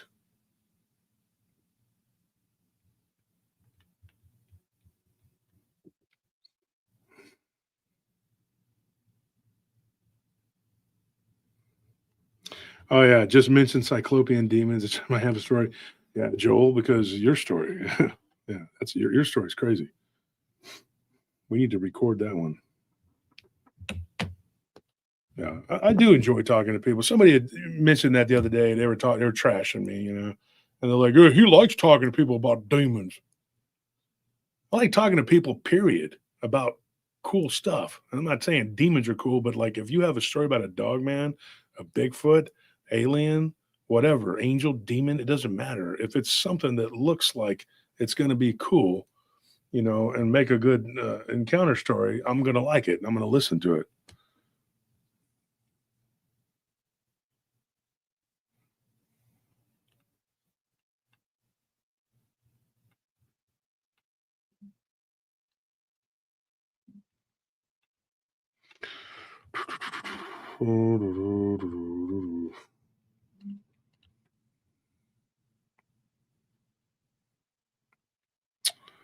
Let me see where we're at now. Because I said if we get to 300 likes, 297, we're almost there.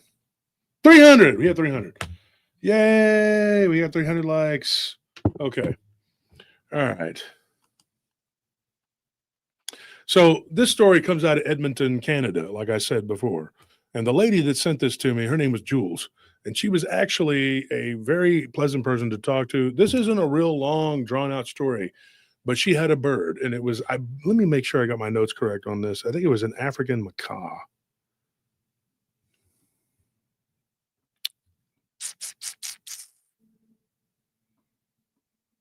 Let me see here.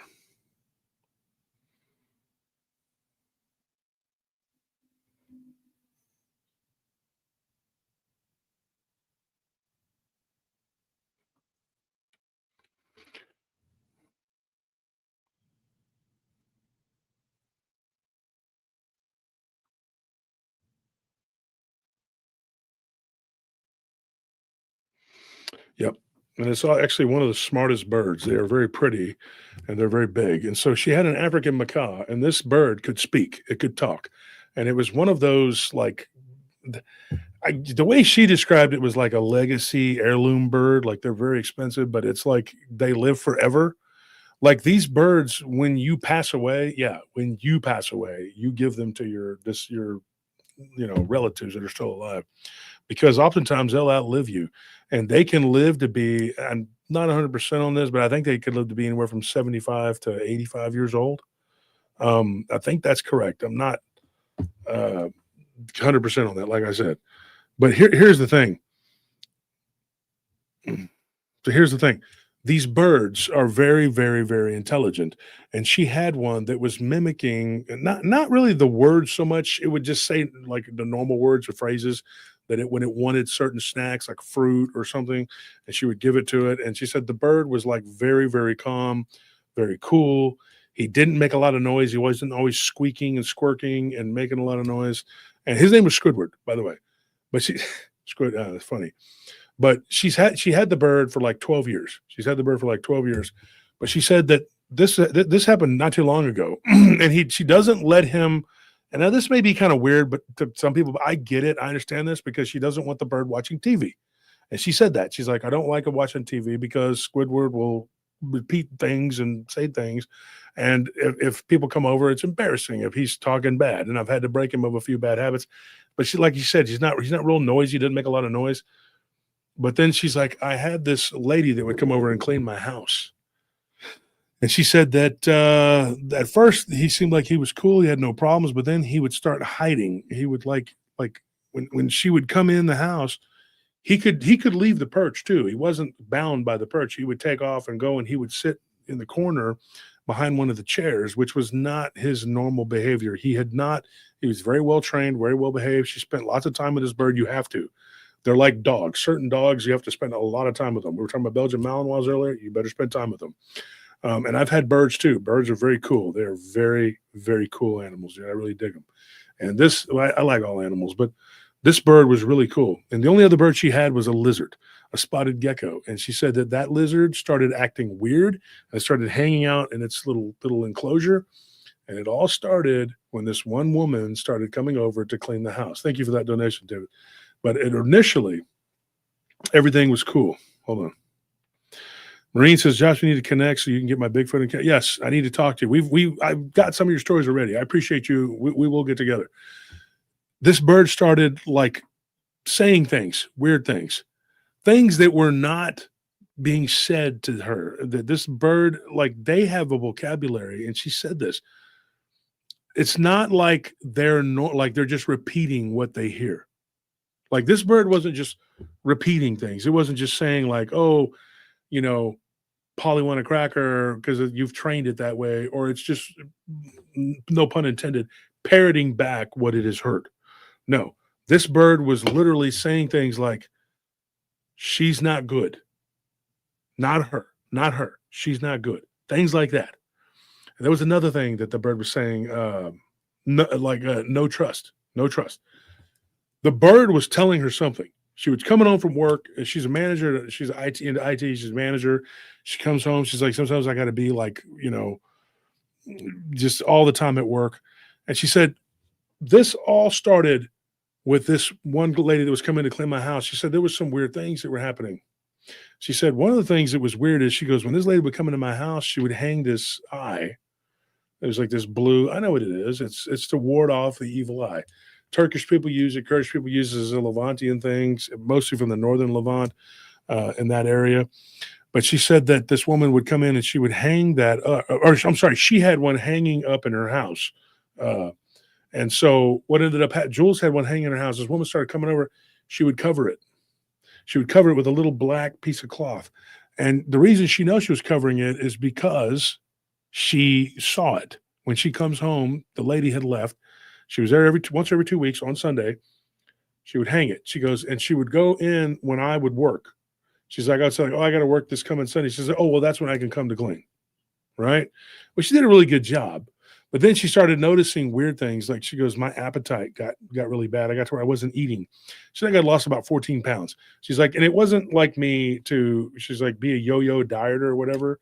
She's like, but it was like, I had just lost some weight. And then she goes, and then all of a sudden I would just be ravenously hungry, and I gained like 12 of it back. She's like, and I felt like something was not right with my body. Like something was wrong with me. And she's like, so I started talking to Squidward pretty regularly. And she goes, and I was like, I wish this bird could tell me more.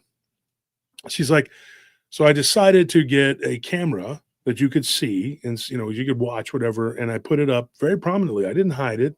And I told this woman, so I'm not going to say her name, but she says, I told her that she needed to be aware that I did have a camera that was watching her. Right. And this woman was a foreigner, right? She was not from here. She wasn't Hispanic. She was from overseas. And she said that this woman started to, like, little things started coming up missing. For example, she had like this little rosary. She's not Catholic, but her grandmother was. And she's like, she goes, I'm not a denomination. I'm a Christian, but I'm not Catholic. The rosary came up missing. She asked this woman about it. She said, no, they were religious artifacts.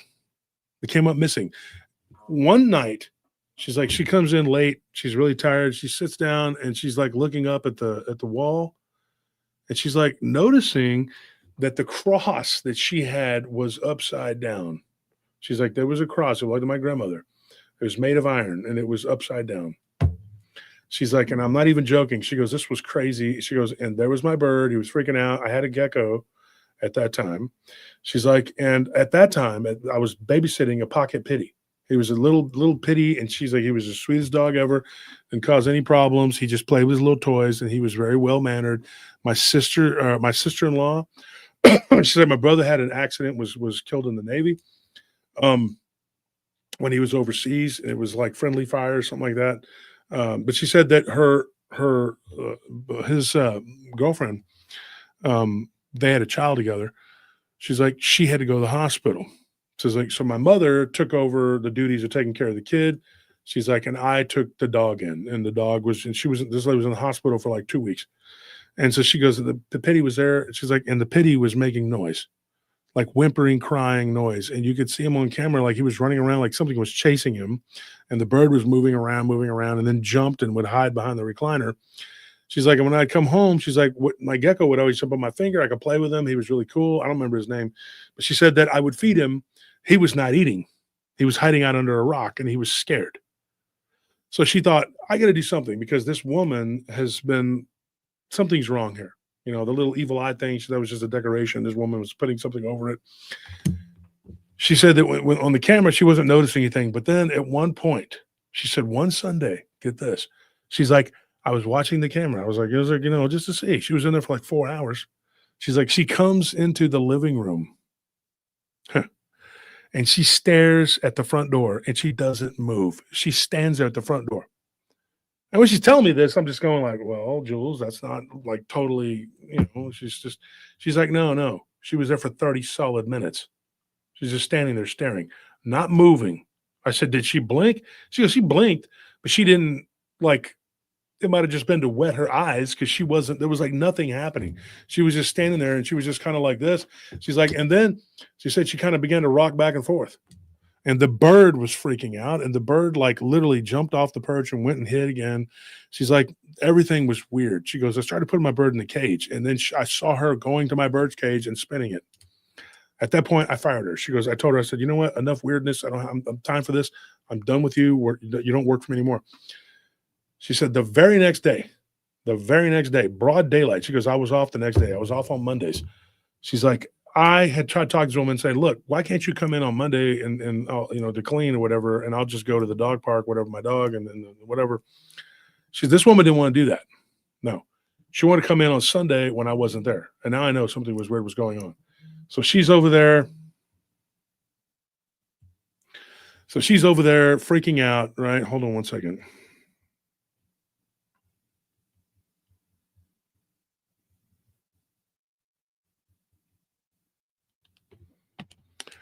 So it's work. So she says, I was there freaking, the dog was freaking out. This bird was freaking out.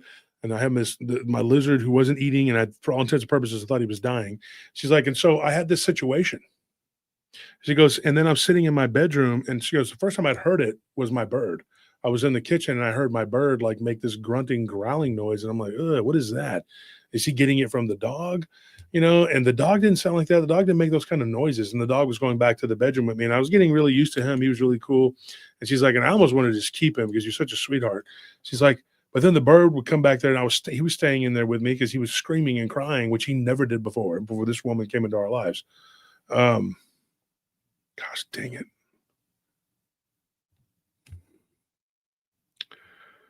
Got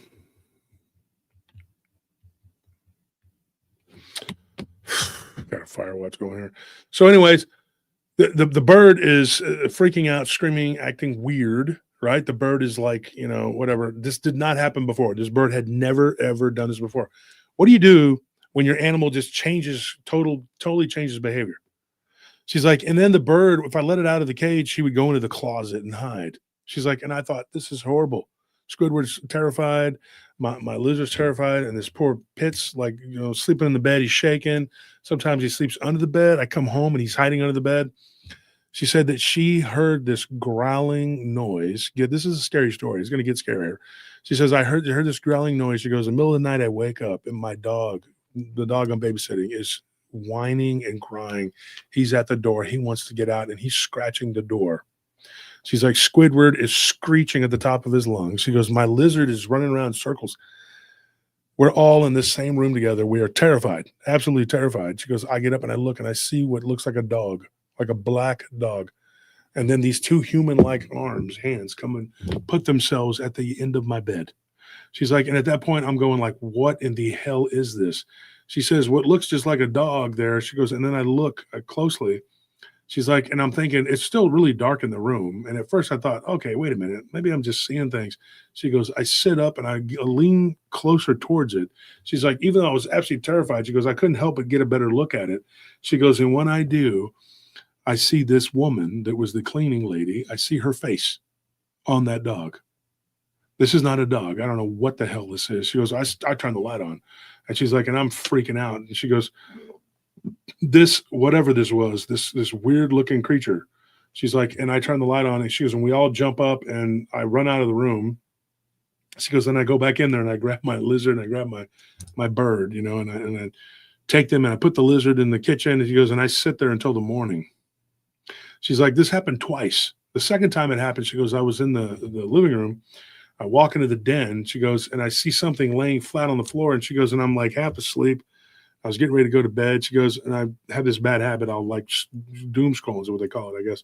She's like, I was just scroll through my phone. She goes, and I'm looking and I see this thing laying there on the floor. And I'm like, and she's like, it looked like a throw rug. She goes, but it had like a head on it. She's like, and I see the eyes open up and it's this woman. She's like, and I saw this. And my bird starts freaking out, and the bird's screaming, danger, danger, danger, and starts making these noises. This noise, this gust of wind came toward her. The thing was gone. She couldn't see anymore. She's in the hallway. She runs down to her bedroom, and she's like, and I'm sitting on the edge of the bed, and I'm reading the Bible from these passages that my preacher, she didn't really go to church, but she has a friend who was a preacher, and it was her friend's dad was a preacher, and it gave her these passages. So she starts going through, she's reading Romans, she's reading all this different stuff. And she's like, and I am freaking out. And she goes, and then I stand up and I finally say it. She's like, I was scared to say it. I was scared to say it. She's like, and I walked by herself, this woman by herself, remember, and she's got these pets with her, but that's all she's got. And the bird runs and jumps on her shoulder, and the dog's with her, and they're walking down the hallway. And she's like, repeating the Lord's Prayer and saying these passages from the Bible. There's like 6 or 7 different passages. And she says, and I rebuke you in the name of Christ. I renounce you. She goes, the door opened, and the front door opened by itself and closed. She's like, and after that, I had no more problems. She's like, but it was all started with that woman. She's like, and then something compelled me to get rid of the eye. She's like, I took it. I told her that was probably a good idea. I'm not a big believer in those. And I don't know what those represent. I don't really have them in my house, but she took it and she threw it out. And after that, there were no more issues. But the bird was literally mocking this or mimicking this woman, and the behavior of this woman was causing this, you know. But what the hell was she doing? I mean, she's standing there looking at your front door in your house at your entryway, staring at the front door, just kind of moving back and forth like she's possessed. Right. And this woman, she was from the Middle East. So, you know, so it was really weird. But she was just like, I don't know what this was. I don't know what this was about. She's like, but I had to get it. And not Middle Eastern. She was, you know, from another country that wasn't Middle Eastern, but she was Afghani. I'll just be honest. And I believe she said she was Pashtun, you know. And so she said that anyway, the woman was really weird. And so she had to, you know, but she's like, I felt sorry for her. She was talking about how they had suffered because she was a female. She was a woman. She had to do all this stuff, but she thinks she was possessed. And the bird was trying to tell her that, you know, like the bird was smart. The birds aren't as like you think, oh, they're just repeating phrases. You know, they don't do that. They do that, but they do more than that. And I know lots of people have had them. My friend Squid used to have one, and he used to take it to the club when he was working. But anyways, that's that story. So thank you for the guys and gals that you donated and helped out and said, hey, let's get this done. And I appreciate that. 300. Now we only have 318 likes. Come on, man. We can't do better than that. We've only had 18 since the story started. We got 456 people in here, minus the 13 evil people. We know that they're going to be here stalking us no matter what. They're always here. They watch us more than anybody. But everybody else should be in here. You should be like liking and subscribing. Be sure and tell your family, your parents, your friends, your pets. Tell everybody, your neighbors. Say, hey, Josh Turner's on. Shut up. Listen to Josh Turner. And when they try to go, but I'd say, what did I say? I said, listen to Josh Turner. But shut up. Tell them, shut up. And do it very politely so they still love you. Say, look, shut up. Listen to Josh Turner. He's on. Seriously, though, tell everybody to tune in. All right? Everybody tune in. I know there's like one person that watches me on Facebook. You see that? One person. But it may look like if they watch it on Facebook, they're like, this guy doesn't get anybody watching him. He only has one person in there. Now they're over on YouTube. So check us out. We're on Monday. Monday's the call-in show. Anybody can jump on and tell their encounters. It's a good time. We always have a great time. It's awesome. Come on Wednesday. We have a good time. We get about this many people on Wednesday. Sunday, we usually get about 600 people. So Sunday's a good time always. And we tell people's encounters. Tuesday is the Patreon. Don't forget, don't miss Patreon. Join the Patreon. You won't be disappointed. $10, $20, $30, $40, $50 tier. I recommend a 50 because you get a ton of swag and a ton of cool stuff.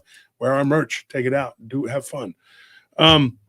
Don't forget, Thursday, we have the members only show. It's $5 a month, and you get 4 shows, sometimes 5, depending on the month. Thursday, 7 o'clock. Tuesday, 7 o'clock. Those are members only. And then, of course, Tuesday is Patreon. And don't forget, Friday. Every Friday, we have a guest. We're going to have a guest that's going to be coming on for several weeks coming up because he has so much material to talk about. His name is Sean.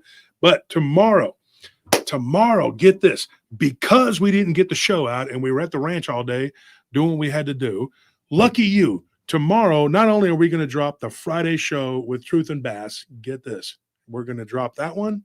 And then after that hour is up, you're going to get the 40-minute Saturday spooky show that's going to come on, and it's going to be back-to-back shows tomorrow. Can you believe that? And they're free. Friday, tomorrow, Truth and Bass, the conclusion with the alien abduction phenomena. That's going to happen. And then after that, you're going to get the 40-minute show. And I don't know exactly which show it's going to be. Oh, I think it's the Scarecrow. Dude, check that one out. I believe it's the Scarecrow coming on tomorrow night. So you're going to have Truth and Bass, and then the Scarecrow. And then after that, Sunday. We have Sunday, and that's our big show, and it's going to be about the swang. So thank you for tuning in. Thank you for making PRT the best of what it is. Before I bail, though, we're going to do a giveaway, right? So it's just me in here. Anthony's not feeling good. He had a massive headache, and it's weird because everybody in my house is having headaches, not feeling good, not doing good. He's got pressure behind his eyes, just like Nelly does, and I'm kind of worried. That's really weird. It's going to freak you out. This is the fifth person who has told me in the last 2 weeks. Daryl Denton was another one. Pray for my friend Daryl Denton, because unlike what this liar has said, I've never cursed him, Ron Moorhead, or Martin Groves in my life. Those are great guys. They were all at my conference, and they're all OGs, and I love them all very dearly. So Daryl Denton had the same thing.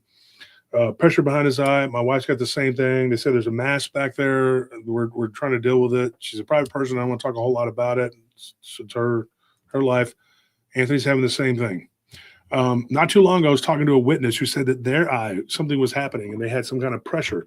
And it's even weirder that it's always the left eye, which I know it sounds weird, but contrary to popular belief, the right eye is not the good eye. The left eye is your good eye. The right eye, if you can only see out the right eye, guess what? It makes you more cynical. It does, because the right eye corresponds to the left side of the brain where most of the negative thoughts come from. Right side of the brain is creativity, also very positive, and the left eye corresponds to the right side of the brain. Why does our wiring work that way? There is a reason for that. Natural selection. I could get into it. I can give you a whole thing about it or whatever. Let's just say that ancient warfare was the way it was. But there's a reason, right? So if you stop and you look into it and learn about it, I believe that a lot of people, because they're right-handed, would strike the left side of the head. The left side of the head, you need the right side for the creativity and the good stuff. The bad side was on this side, right? The negative stuff, right? Anyway, that's one of my theories, and there's a whole bunch more involved. I'm not going to tell you the whole thing here tonight, but it is something to think about. A lot of cultures have said this many times: the right eye is the evil eye, right? So a lot of people are being hurt with their left eye. I don't know what that is or why that is, but there's something behind that. So pray for these people that they get better. So yeah, and Justin says the right eye is better after you open your third eye. This is true. Yeah. Well, the left eyelid won't stay open now. What is that? My left eyelid won't stay open now. I don't know. So yeah, I know D was having issues with his left eye, but this is weird. So that's 1, 2, 3 people in my household, and then 2 outside of my household, all having problems with the left eye. I don't know what is going on with that. I cannot. That's witchcraft. I don't know. I mean, I know it sounds crazy. People say that like, oh, you're trying to say people are cursing you. I don't know. I know. But I know these people, they do things and then they say you're doing them. And that's what people do. But anyway, who wants to win? Tell me you haven't won. I'm going to pick at least 2 people tonight. Yes, Melissa. Thank you for being a member. Join the members only, folks. And if you can't figure it out how to do it, there's a way to do it on your iPhones. They make it kind of difficult, but there is a way to do it. You can look it up and you can figure it out. Go to the computer. I know somebody said Safari is one way to do it. So Techman 1969 says, I'll be super excited to win. I have not won yet. Well, you can. You just did. You just won right now. And here's what you got to do to win. Giveaways at prtpodcast.com. We're giving away a t-shirt tonight. Your shirt size. And if we have shirts, I'll give it to you. If not, we're going to give you a hat. But we're going to give you something. You will win something tonight. So every night that I'm live on PRT for Halloween time, spooky season, whatever, there you go. You just won. Anybody else? Who's next? Daniel Vizueta says, I haven't won. So you came in second, right? Your second one? Oops, sorry. There was actually somebody before you. You'll not. I haven't. Okay, so if you want to win, go ahead. Send your information to giveaways at prtpodcast.com. Giveaways at prtpodcast.com. And Daniel, since I said your name, I was only going to pick 2 people. I'm going to pick you 2. All right, so you win 2. So just say your name, send your name and your address and your information, your shirt size to giveaways at prtpodcast.com, and you could be a winner. You will be a winner. Jessica says, wait, I'm confused. Is the story over? Yes, it absolutely is.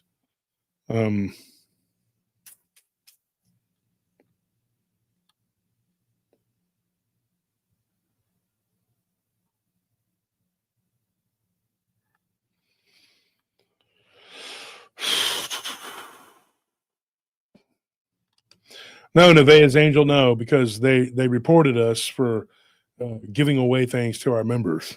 So we had to stop doing that.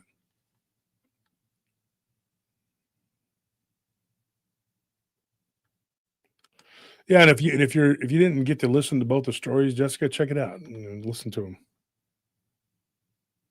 And you left the other night early on a Monday night, Jessica, and we did get around to Scott Baker's story about the black-eyed kids. It was very good. It was interesting.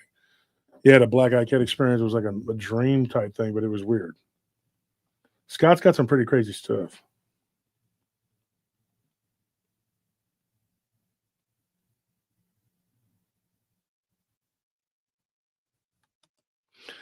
Jason says, at some point, brother, Wolf Turner, I'd like to get a hat, but I can't right now, financially stable. Send me your information, okay? And just tell me, hey, I want a hat, and I'll send it to you. You don't got to be financially stable to win anything from PRT. I could easily just sell all this stuff, but I don't. I just give it away because that's the right thing to do. You guys coming, tuning in and listening and having a good time with me tonight. That's you've done enough. And thank you to everybody who donated. There were lots of people who helped out and donated. It keeps the show going and it makes things run.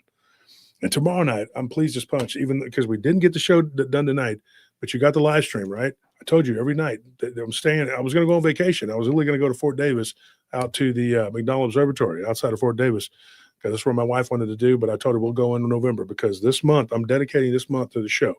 And even though I'm working every night, I'm working almost every night this month, but 4 nights, I'm still going to be here. I'm going to do this. And now I got to go because I'm running late. But hey, folks, thank you for tuning in. Thank you for making PRT the best of what it is. This is why PRT is what it is, because of you. All right, guys, I got to run. I love you. Good night.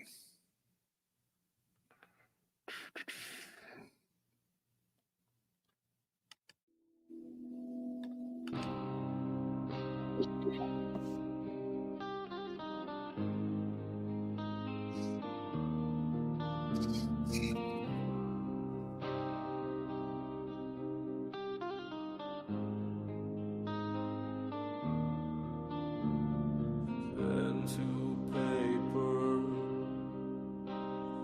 lost friends. darkness I travel.